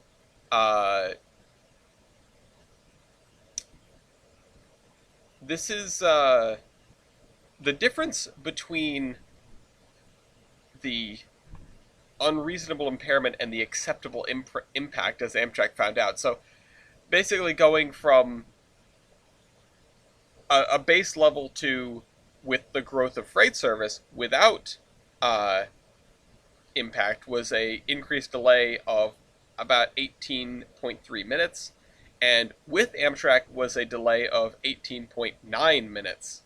And it's actually a lower decrease in speed for the average freight train than with just the natural growth of the freight system, which CSX and NS insist that they need no infrastructure improvements, whereas with the Amtrak coming in, they insist they need billions of dollars for infrastructure improvements, including sidings that they have previously ripped up. I kind of wonder what's the because the CSX specifically demanding, basically saying with this is basically CSX trying to get Amtrak to pay for capital improvements. Yeah, And I'm wondering, what is it about this line specifically that leads CSX to want to be able to make these want Amtrak to pay to be able to make these improvements? Because as far as I can tell, CSX doesn't do intermodal service. The first thing, I know several things about this line. Number one, when Hunter Harrison came in and ran CSX, he discontinued intermodal service to and from New Orleans. Now, this made some sort of sense because there was very little in terms of intermodal traffic in New Orleans. If you want to send stuff to New Orleans, you can just do it by ship. And CSX in and out of New Orleans, the domestic traffic, there was just NS had intermodal, and simply CSX didn't have a lot of traffic in and out of there. But the only reason I could potentially see CSX wanting these capital improvements to be made is, number one, is if there's a significant increase in service, which they say that, we don't need any more capital improvements in order to make it. So I'm just wondering if the only thing that I could see, right, is if, and this is a far off shot, don't take anything I say as gospel, but the only reason I could see them trying to make a large capital improvement like this is if they somewhere down the road, they eventually want to merge with the Western Road. Say, for example, I think the perfect one would be Union Pacific, because then it could tie in with the Sunset Route, and you could basically have a straight shot from California through to... That's the only... And they were expecting a significant increase in traffic for that. That's the only reason why I could see you could make these capital improvements, why they would want to make them. But as I said, I don't think that's happening. I don't think they want to make them. I think they're saying that they need to make all these infrastructure improvements so that they stop the... That too. That's probably why, but I'm just... Yeah, and I know that's the generally accepted answer, but I'm just saying, what if trying to figure out another alternative? Yeah, I mean, this is just sort of the story of CSX, and I will sort of jump on that because I have an opinion as well, which is the thing that immediately comes to mind with this route is that it's in an area that is unsafe. It is in an area that is hurricane prone, and if they can get the feds to fit the bill for some improvements that, maybe they would like to have, but they don't need, then they haven't invested money into something that could get washed away next August, Yeah, that's true. Yeah. Yeah. So Also, like why, like the line runs, yeah, like there's no, I mean, like why would we invest money in something that doesn't, why, if it ain't broke, don't fix it. yeah, but it's CSX. This is They have we've talked they It's about have interesting. It's they have some and New here England stuff to deal with right Yeah. now, I here's an think. observation. Well, number one, I think when the CSX Pan Am merger happened, CSX basically just agreed to whatever Amtrak was putting out there just so they could get the merger through. They just wanted Amtrak to shut up and go away. yeah, Number two, this is something that I've noticed about Amtrak in general. Anytime Amtrak deals with Class 1s directly, it is always an absolute clusterfuck.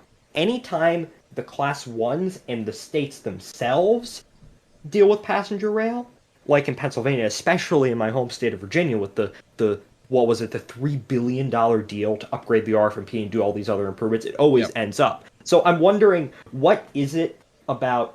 What's the difference between in tone, say with Amtrak itself, between when they're directly negotiating with the Class Ones and when they're negotiating about passenger service through a something like the state, for example? I would guess Why is there that discrepancy there? I would guess there are two reasons, and that's sort of the two reasons behind everything, right? Number one is leverage. The state is the state. When Amtrak is negotiating, they might not have as much leverage on their own, but if it's a state coming in and saying, "Hey, you're gonna do this," well, you're in their borders. You know, the that's the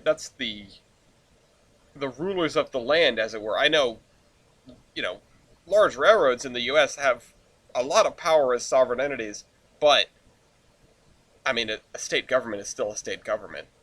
And That is true. number two, state governments have the capital Number to two. back it up. Yeah, that's what I was going to say too. The state governments are the ones that, like, the Fed kind of just like can say numbers Yeah. like to whoever they want and be like, And- yeah, we'll do this, we'll pay this. But like the state government, if they say, yeah, we're going to fund this, like they better know that they're going to fund it. Mm-hmm. Yeah, you could that. Yeah, okay. Actually, that makes total sense. Yeah. Hashtags, or shout out to City of Warwick, going bankrupt, baby. Yeah. Well, and when the state gets involved, or when the states get involved, then things tend to move. I mean, that's the whole reason we have the Downeaster. That's Yep. And that's not the only service you can point to, but it's the one that comes to mind for me. And I mean, that's I think also when there's like a message from a state government saying, hey, we think you should do this, it's a lot less of an it's a lot harder to make the excuse like, oh, it's just like, like big money coming from the big government. It's like, if the state's Yeah. asking you to do something, like it's the people of the state asking you to do something. yeah. Like you can't pass it off as the Fed wanting to do Fed things. Like you can't say it's the machine if Yeah. it's the state government. And also Yeah. just Amtrak being Amtrak, it's almost like a pier, but it's a pier Yeah. it's a pier with both hands tied behind their back. It's Yeah, I think- I mean- the class ones could just sort of kick Amtrak around, and nobody like Yeah, is holding them something they do. accountable for that.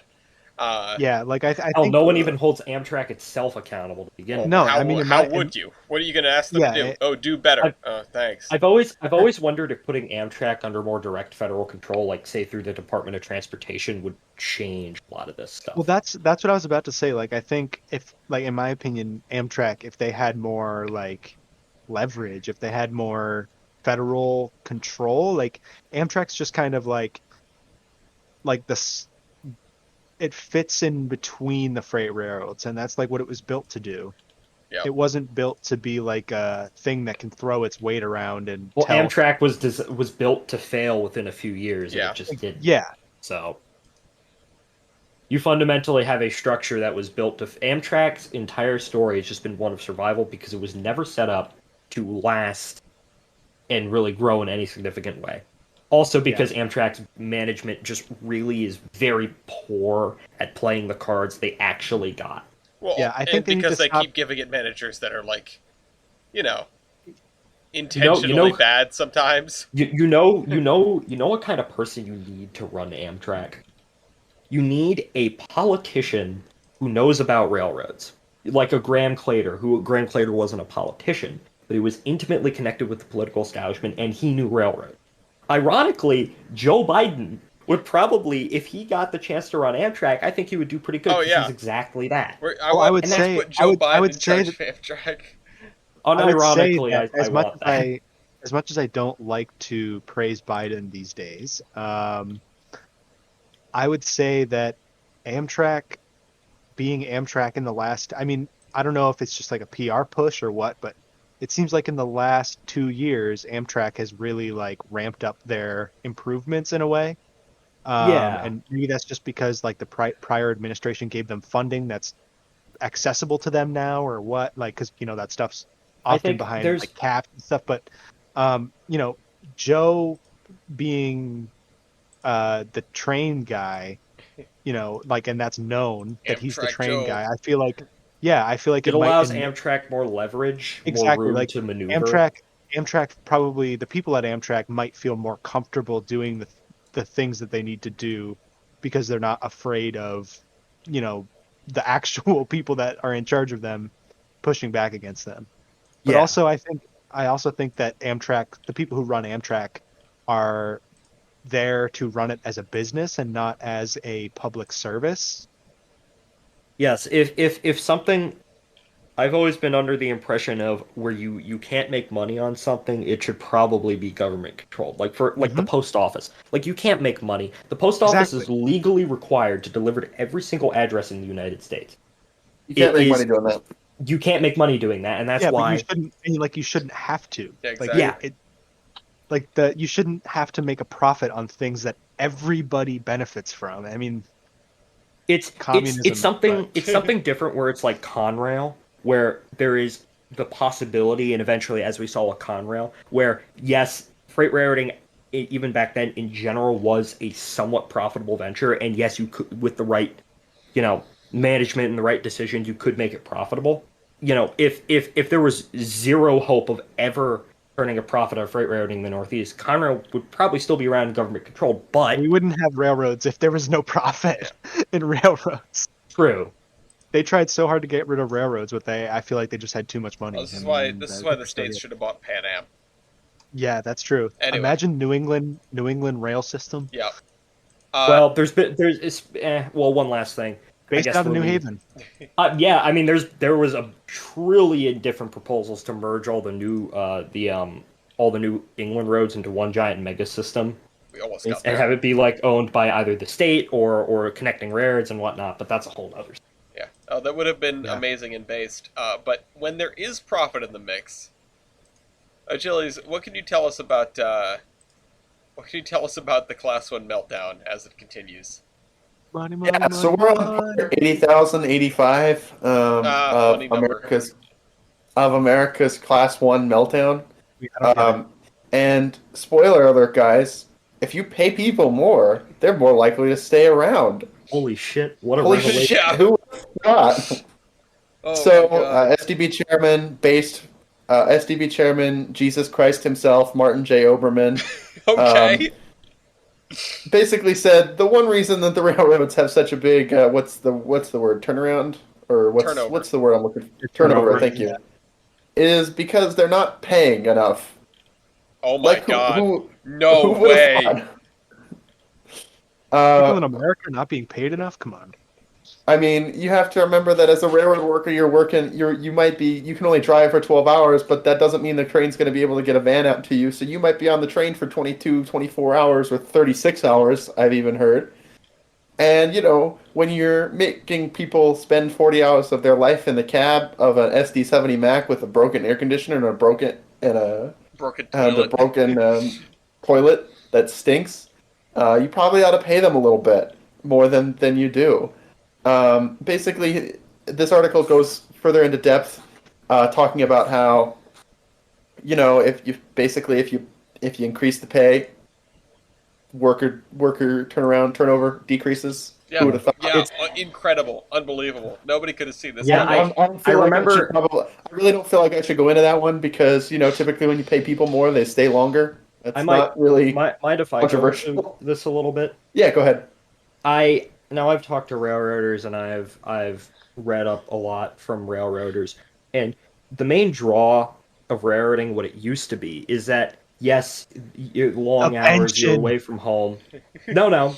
Unless if you were a rail fan, yeah, obviously that was a bonus. Choo-choo! But railroading used to be a job where no matter what, the wife could stay home, kids could go to a good school. You could, generally you would have You wouldn't sure. be there, but you would Yeah. support a family on a The single number income. the number one thing I heard people say is the wife never had to work, and because of the increased, because of inflation and because of just the fact that there hasn't been a national contracts more recently have just been awful. It's just it's become a job where that's really no longer the case. If you become a railroader, you really have to dedicate basically all of your time to being it, and it's an issue. Obviously, the job cuts have only made that harder, and obviously there's a labor shortage already. Some of this is simply due to the fact that we're coming out of COVID, stuff like that, and all across the board there are job shortages. But you can, because of what's happened recent years, that's only increased, and it's hit the railroading industry particularly hard compared to even other industries. So it's just yeah. Holy shit, pay people more? Yeah, that's a real good idea. Yeah, maybe that'll get people in the door. Yeah, exactly. Absolutely. But, Absolutely crazy. It's just, oh my god, what are we going to do? We don't have enough crews, blah, blah, blah. But, at least the people at the top are taking home more than ever. At least the shareholders are happy, guys. Yeah. Indeed. It vaguely reminds me of actually the county I used to live in recently raised the superintendent by the superintendent's salary by 10%. And everyone hates him.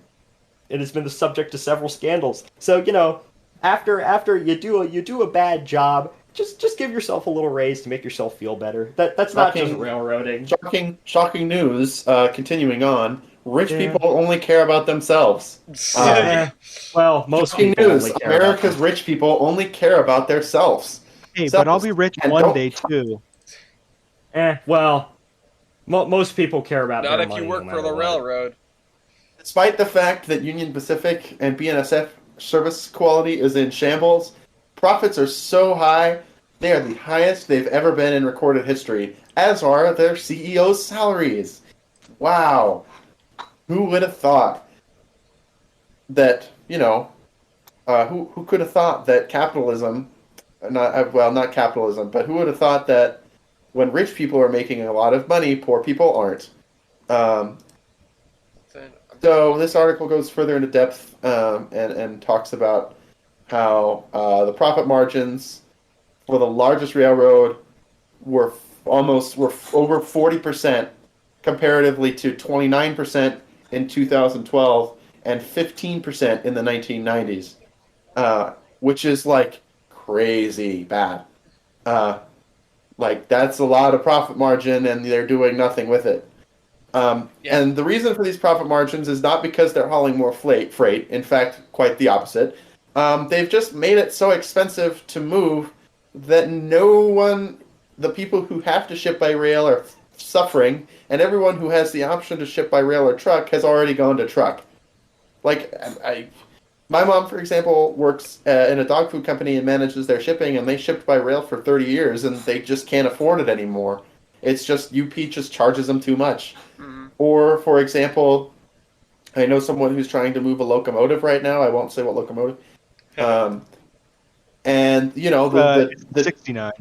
The train went from one town to a major yard and back because the railroad said, actually, we want to charge you this much more. And if you look additionally at their stocks, you can see a big spike. And, shocking news, railroads don't give a shit. And even when their own crews complain, they don't give a shit. They'll complain about working conditions, they'll complain about all these things, and then they won't do anything about it. For example, I know BNSF crews especially, this happens where you'll spend 36 hours on a train, you'll get your mandatory day off, because usually I think it goes up by, so if you work 12 hours, you will get 12 hours, it's 12 on, 12 off. But if you're in the cab and on duty for longer, so like let's say you're on duty, let's say you drive 12 and they can't get a bus out to you for another 10 hours, so you work 22 hours, then you get like, I don't know the exact amount, but you get more time off. And what they'll do is literally the second that your clock expires, you're getting called. You get exactly that time off. So if you work a 12-hour shift, you'll work 12 hours, you'll have 12 hours off, and at 12 hours and 1 minute and 15 seconds, hey, we have a train for you. Yeah.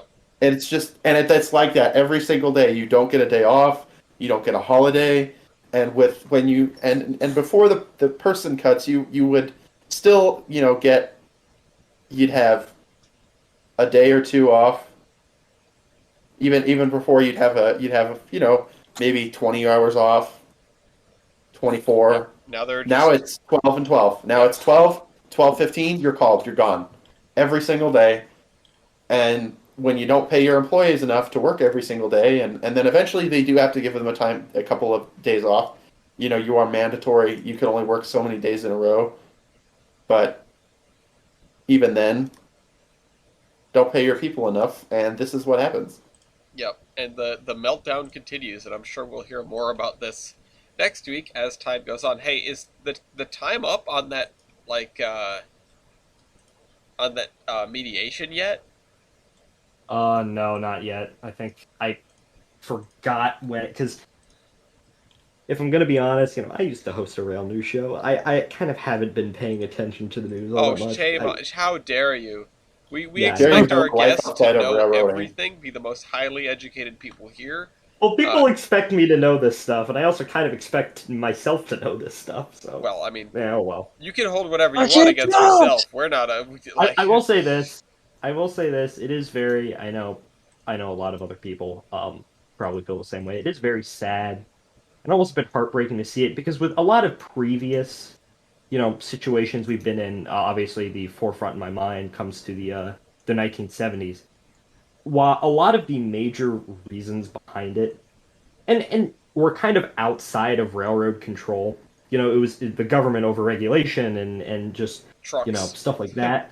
But it's just I think it's particularly saddening for me when you realize that a lot of this is just, sure, there's the external pressure from Wall Street that's driving a lot of it, but also a lot of it's also internal pressure in order to Make more money Yeah, it's gone from, because I guess back in the day, so to speak, it's gone, companies were expected to make a reasonable profit. As in, your average company, unless they were undergoing a major expansion of some kind or a merger, were expected to, the average results from a company were expected to be pretty consistent from quarter to quarter. However, more recently, and, I don't even know the, what am I trying to say? I wouldn't even try and guess the reasons behind it. It's more or less become make money as much as possible. Yeah. You even that's become sadly a part of our culture in a certain way. You see advertisements where it's like, oh yeah, get rich quick in 10 minutes and, stuff like that. And it's like, yeah, money's nice, but, if you want to go out and make some money, that's fine. I have nothing against that. In fact, I'm going to do that myself. But, it's just an issue where I feel like it's just that there's become an unreasonable expectation for a lot of people and a lot of companies. Yeah, it's just out of control. Like, the railroads have completely backed themselves into a corner with their expectations and then how they're managing them.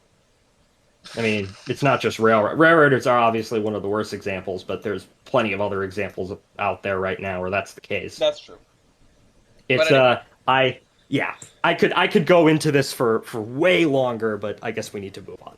Well, you have some Class 1 news yourself, if you want to... Oh yeah, I do. Okay, so time to rant about NIMBYs. Oh boy. So, the surface train, one of the shining lights of railroading right now is, of course, the Canadian Pacific Kansas City Southern merger. Two railroads that are actually somewhat competent, despite the fact that I know it's a bit hard to believe considering the CP executive train derailed.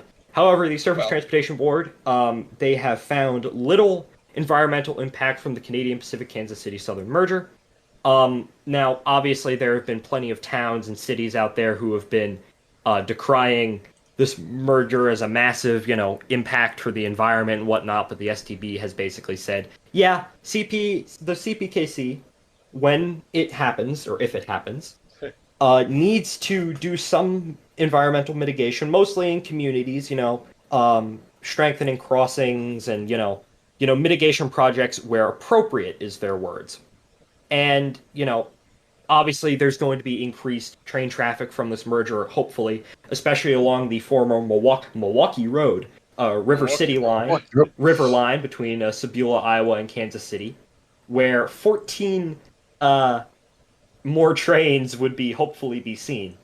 Other lines, of course, specifically the Milwaukee Road through Wisconsin, are probably going to see decreases in traffic. The STB has found in their environmental impact statement basically said there's obviously going to be some environmental impacts because you can't do anything without impacting the environment in some way, but it's not going to be substantial. However, you can be able to you can still comment on it on the environmental study. And particularly some towns that had environmental concerns, the STB will hold environmental meetings to kind of smooth over everything. Now, one of the towns is Davenport, Iowa. Now, Davenport, Iowa is, of course, along the Milwaukee Road, Mississippi River line between St. Paul and Kansas City. And obviously, in Davenport, which is already a major rail city to begin with, it's one of the quad cities, I think, with the Iowa Interstate, and BNSF also goes through there. It's basically CP and the city of Davenport have come to an agreement where there will be $10 million in mitigation projects, basically, grade separation, changing crossings around and whatnot. And the vote to ratify the agreement was unanimous. And this is, if you're having a merger, this is what you need to do. Yeah, you need to go and, because we saw this, the first merger where environmental impacts really mattered was when CN was trying to acquire the Elgin Joliet and Eastern in the late 2000s, and quite famously, Hunter Harrison went up against a couple of mayors of the in the towns, basically saying, arguing for CN and whatnot, and there was a lot of friction between CN and the various towns, and eventually resulted in a lot of environmental impact, like being conditions being attached to the merger. And as I said, and it's always been predicted for a few years now that if there was another Class 1 merger, a lot of the money of the merger would be environmental impacts. So CP is probably going to continue strike deals with various towns. Mm-hmm. One town, or one group of towns that I don't think they'll strike a deal with, which is the Coalition to Stop CPKC, which demands $10 billion worth of money for various infrastructure upgrades in and around the city, some of which don't even really relate to the railroad themselves. Note that the whole CPKC merger is valued about $33 billion.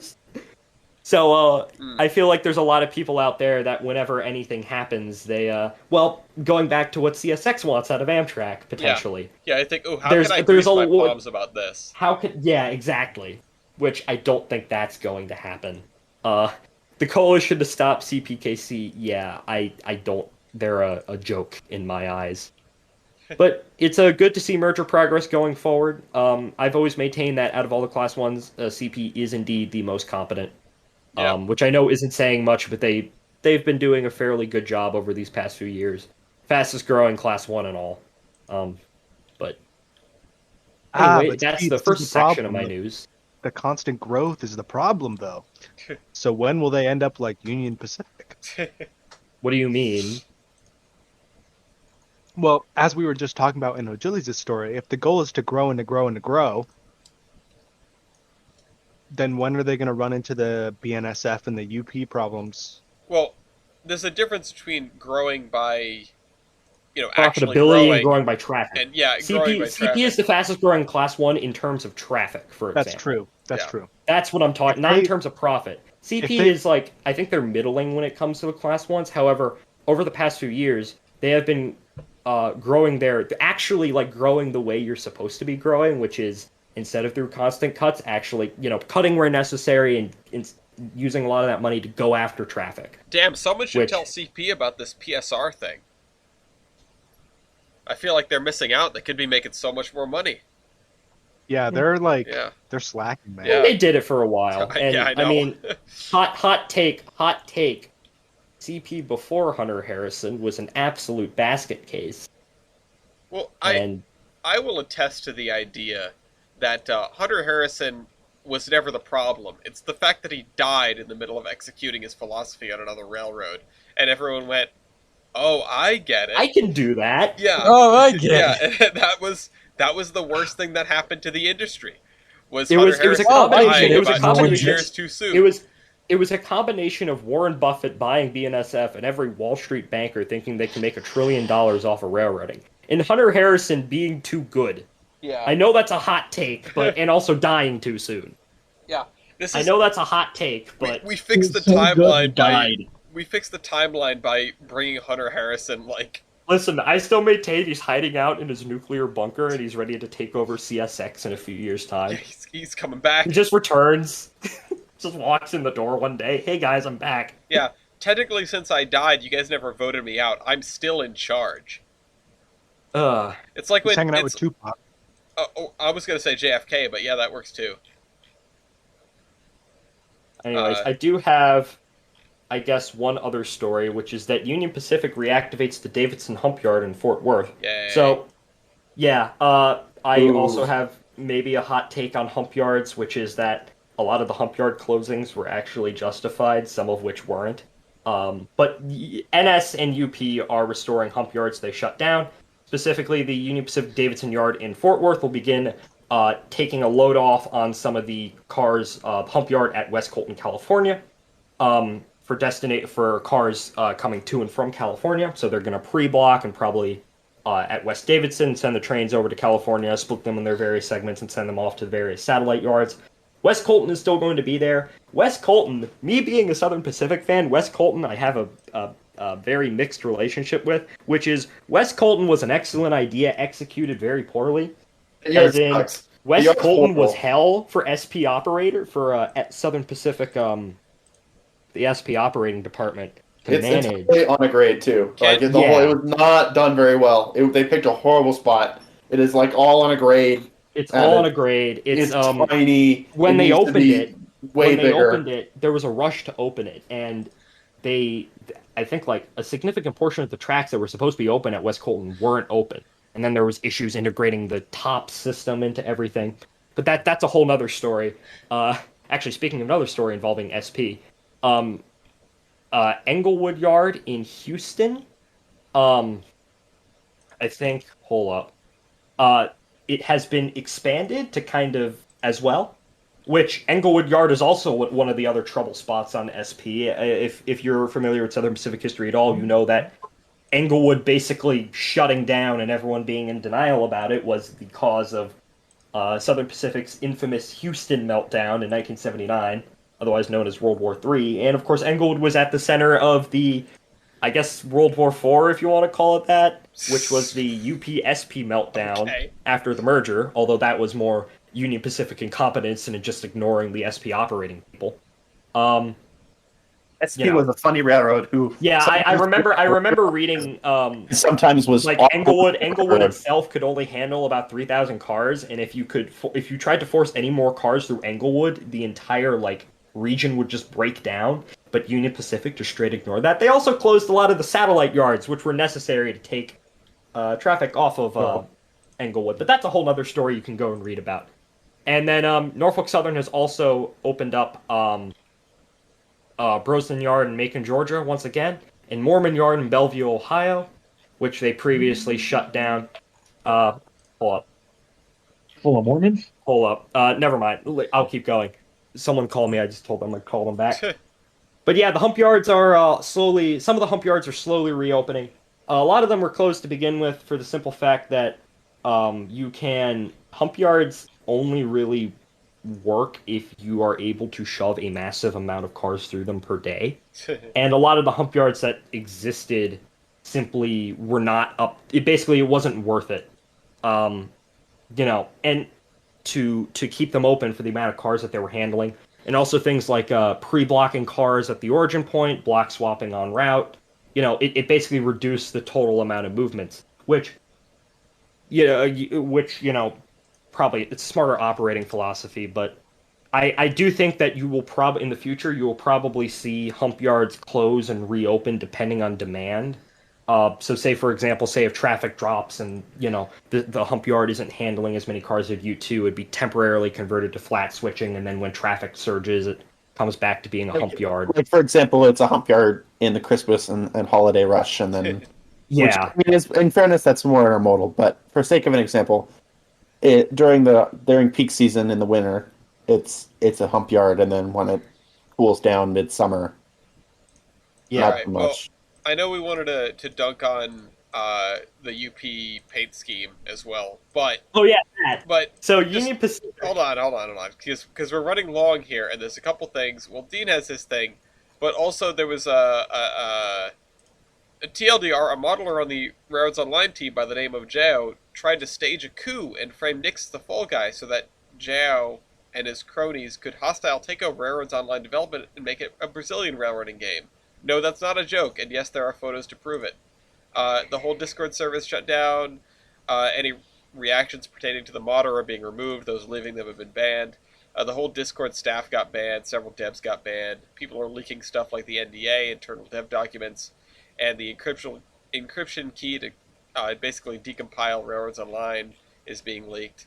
So that's imploding as we speak. That's happening. Somebody said if the podcast is still going on, they should probably cover this. So there we go. That's a shame.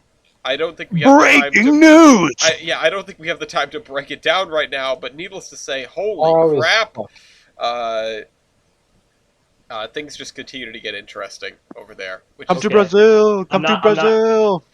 Come to Brazil. I am glad that I haven't actually bought it because I was on the fence about it. Now I just don't want it. yeah. No I way. bought the game. Did bought the East game ever to play buy with it? the I can't streamer remember. LA. I Did don't East know, buy it? but it was fun while it lasted. I got $20 worth of entertainment out of it, or however much, $30 worth of entertainment out of it.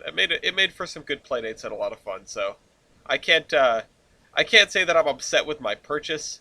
It's just a shame as to what's happened to it. We've lost such a cool game. Okay, so yeah, You know, nobody We likes. dunked on the UP This also scheme for like sounds like- 5 minutes. sounds Oh like yeah, a whole- Union Pacific is rebuilding something like 300 locomotives. They released this new scheme. It's dumb.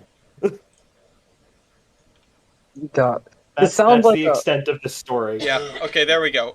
Can we talk about the dumbest article we've received on this podcast? yes.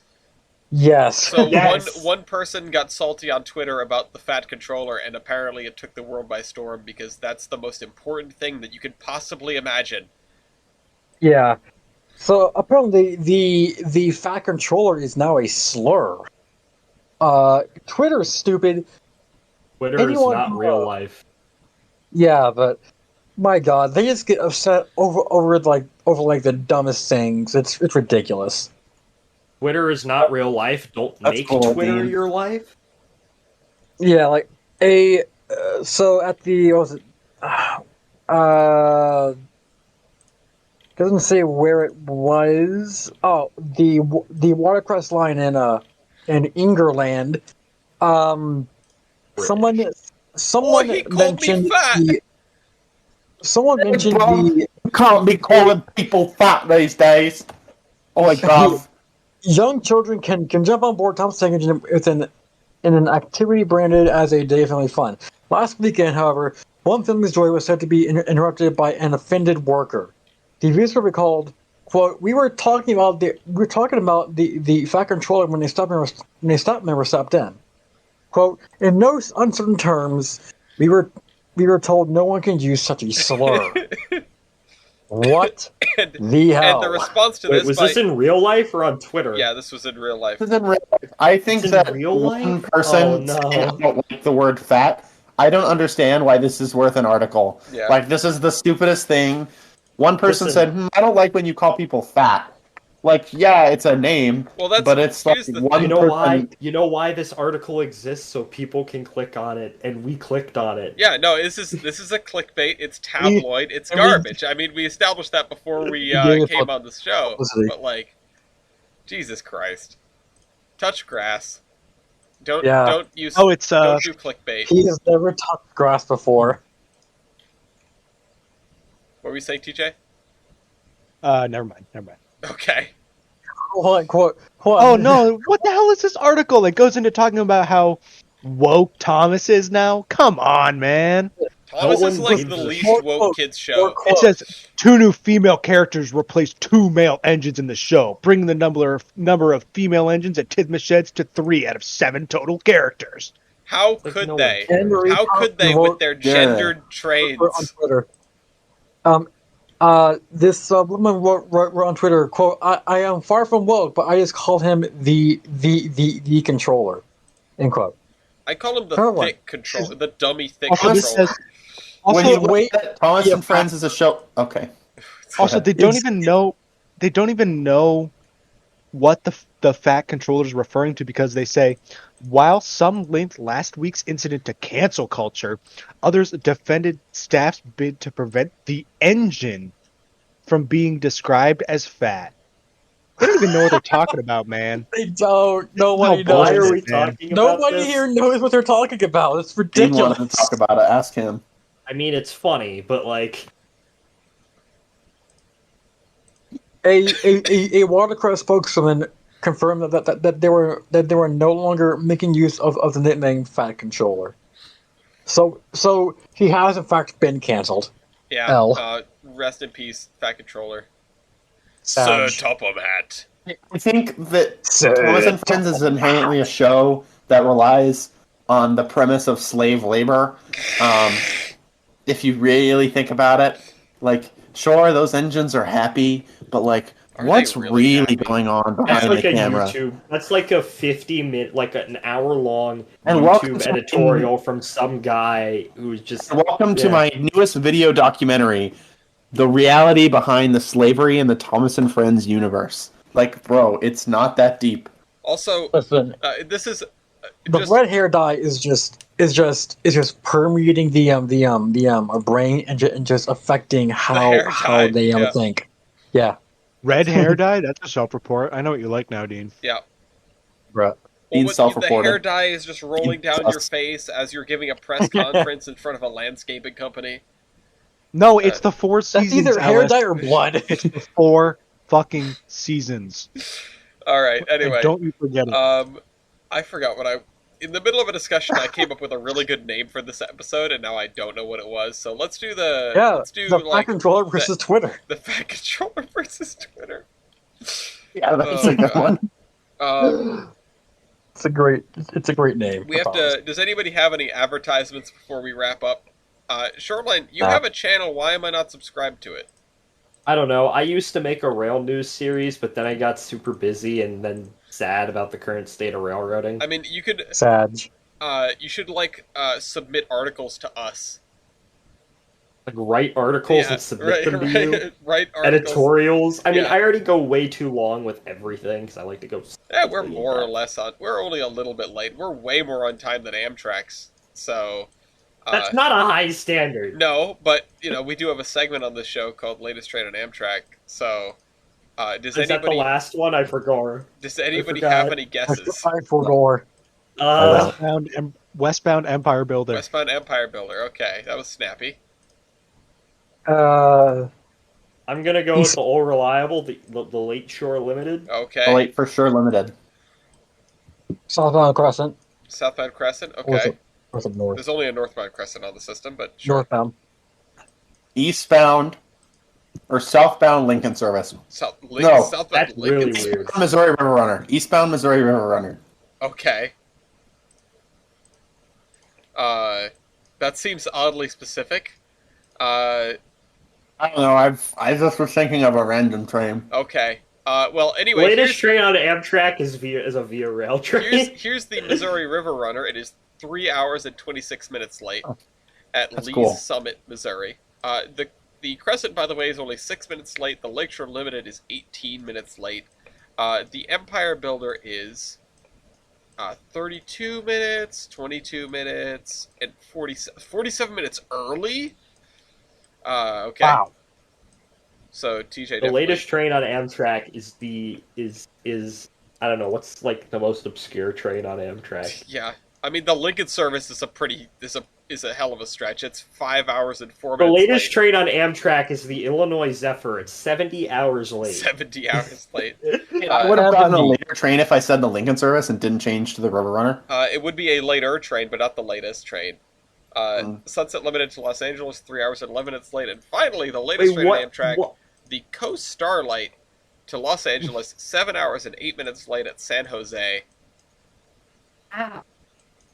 Okay, never mind. I thought you said the coast, the Pacific Surfliner for a moment. Oh yeah, R.I.P. I confused the Coast Daylight, the Coast Starlight, and the Pacific Surfliner. But That would be impressive. Why are okay? I'm looking on the map now. The two long distance trains that were XSP trains are both incredibly late. Yeah, They happens. always are. Yeah, That usually happens. that's normal. Make But them Pacific not sucks, try man. me, please. Well, anyway, so I jumped into that. If we want to come back to it, Shoreline, if you want to put your channel, or if anybody else has any other advertisements. I have something good of note for termination, but I don't. well, shame. EJ, you got something? Yeah, the primaries are coming up in your state, likely. If they haven't already happened, register to vote. Go vote. Don't care who you vote for. It's important either way. Deep down, he cares who you vote for, but like he won't stop you from voting for anyone else. Because that's illegal. That's a good reason not to do something. It won't stop me. I was scrolling through the scaletrains.com website today for reasons that I won't go into that definitely did not involve buying a train. And I think I was with Ellis when this happened. I am on the Scale Trains website, and if you go to where they talk about their road trips and look at the Flagstaff Model Railroad Club, the only one with a person really in it is me. The only one with And a I'm person there. really in it. You're beside two other pictures with a bunch of people in them. Okay, well, like, I mean, okay. Yo, why are you wearing a mask? I don't know, because I'm... Yeah, you I'm just kidding. liberal. I'm just kidding. I just love how you're the only one wearing a mask. Look at this sheeple. I know, you're like... Actually, well, no, you're the wolf. They're the sheep in this picture. Look at you, crossed arms, Chad-like in the foreground with your AirPod in. I'm listening. To something else. I was listening. I was like a quirky liberal college kid listening to music and the presentation at the same time. And then all these real Americans behind you like... Don't need no damn. I don't know what. Don't need no damn earbud. Oh, Don't keep need no stalling damn while I air- figure out a good termination. I don't need no damn AirPods. Figure out your termination now. Figure it Joe out because Biden's I have. going... I'll cover. Well, okay, I have a good one. There ain't okay. You're after there me, ain't a goddammit. Oh, No, Ellis, save the best for last. Okay, fine. I'm waiting as he types it out.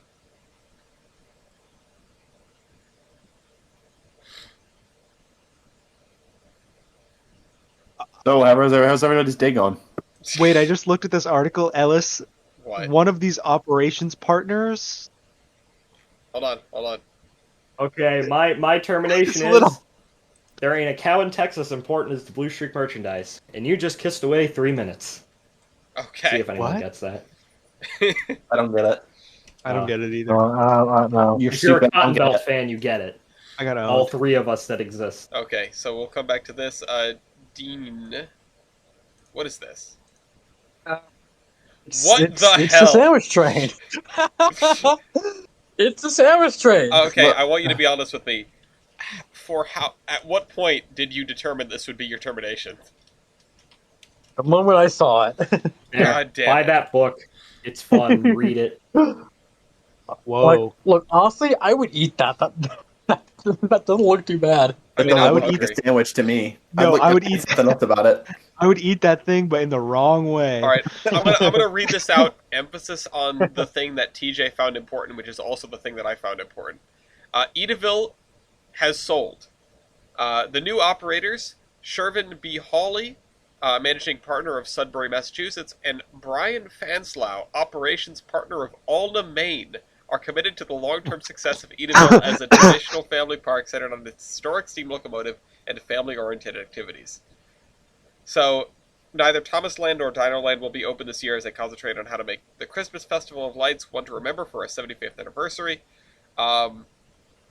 So yeah, basically Edaville sold to a dude from Sudbury, Mass, and a dude from Alna, Maine, which is definitely not a coincidence.